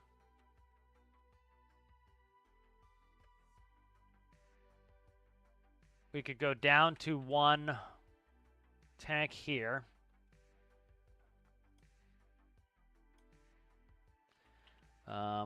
These are the doors there. Problem is, like, if I add wedges, they'd have to be 1x4s like this. And the likelihood of the rocks, let's see how well the coal falls into the midsection there. I'm suspicious of this. Let's try real quick here. Because 1x1 wedges don't work great. Let's try 2s. Does 2 get me far enough? I would need 3s pretty much. Let's try these 4s, see if these work, and then if they don't, or if and when they don't work, we can. All right, let's see if that works. Does that have coal in it? It has coal. All right. All right, so I want to make sure it doesn't spill improperly. That is unlabeled toggle button. This pisses me off. All right, that's the bottom dump. All right, so they're dumping well and they're not getting hung up anywhere. Let's make sure. I'm going to fly in there and see. All right, so they're backing up. It's spilling all over the place. Yeah, that's going to cause problems. Yeah, it's starting to dump shit places. Okay, that's fine. So 1x4s, I could do 1x4 on one side. The problem is that one hole is too constrictive. But if we look, I just need to clear this pipe here, which is like a 1x or 2x will work, and a 2x will work there. So I don't need the 4s. 4s is too much. All right, and then we're going to here. So a 2x on this side will work. And I bet you a 2x works on the other side fine. Oh, stop deleting random shit. I hate that. I should be able to actually push that out one. But let's try it. See if it gets hung up on anything.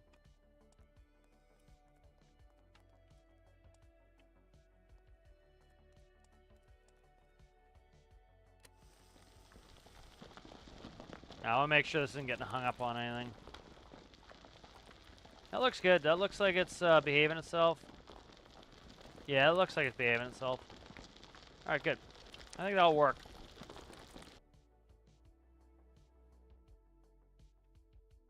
Alright, let's save this.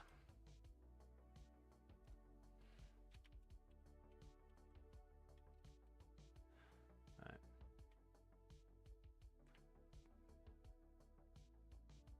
T-Bis multi-dump or car. Let me write down the name. T-Bis multi-dump or car. Full coal. All right. T-Bis multi-dump coal car. Full coal backup. All right. And then this one was bottom dump.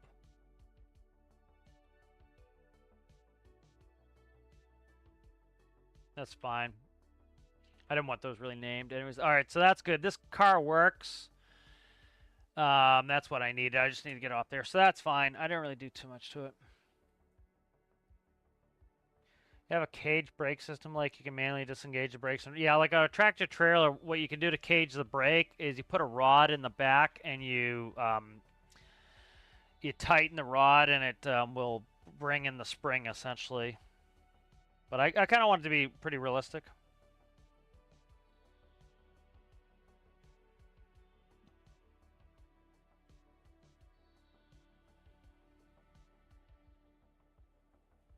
See, I just need to...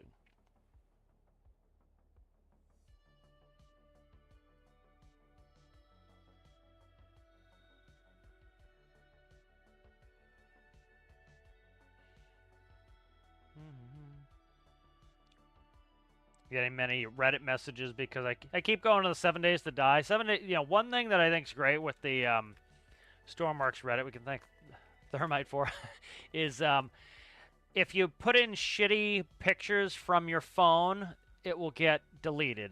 And that's what should happen in every goddamn community, frankly. As people take these lazy videos and pictures of games, and it looks terrible. And it's like, press the screenshot key, use OBS. Even the consoles, like, they have quick and easy recording functions and screenshot functions. And people get lazy, and the whole community gets filled with these terrible pictures. And somebody's like, hey, look at this cool base I built. And it's this shitty phone picture. It's like, dude, come on. You're in 2026. Take a picture that doesn't blow. All right, so I think we're good with that coal car. What else do I want to work on? I kind of want to get playing career. Let me see. I think what I'll do is... Let's go ahead and we'll finish this up, and I'm going to go ahead and I'm going to reboot. I'm gonna take maybe a 10-minute break, and I'll go boot the career build series. And we've got this car is fixed, and what we'll do is we'll use my entry from Alistair's challenge, which hopefully gets the video done pretty soon. He did some good work on it this weekend. Hopefully, you get it done soon. We'll go ahead and I'll start up the career build series, and we'll start actually playing some career again. That's what I want to do today, but I want to get some of these builds going. So I feel like made some good progress with that. So I'm gonna go ahead and we'll finish up this episode of the workbench. I'll take a little break, and we'll go ahead and we'll play some career build series. So if you guys enjoyed the episode, give it a like. If you're new and you enjoyed it, consider subscribing. And I'll see you guys later.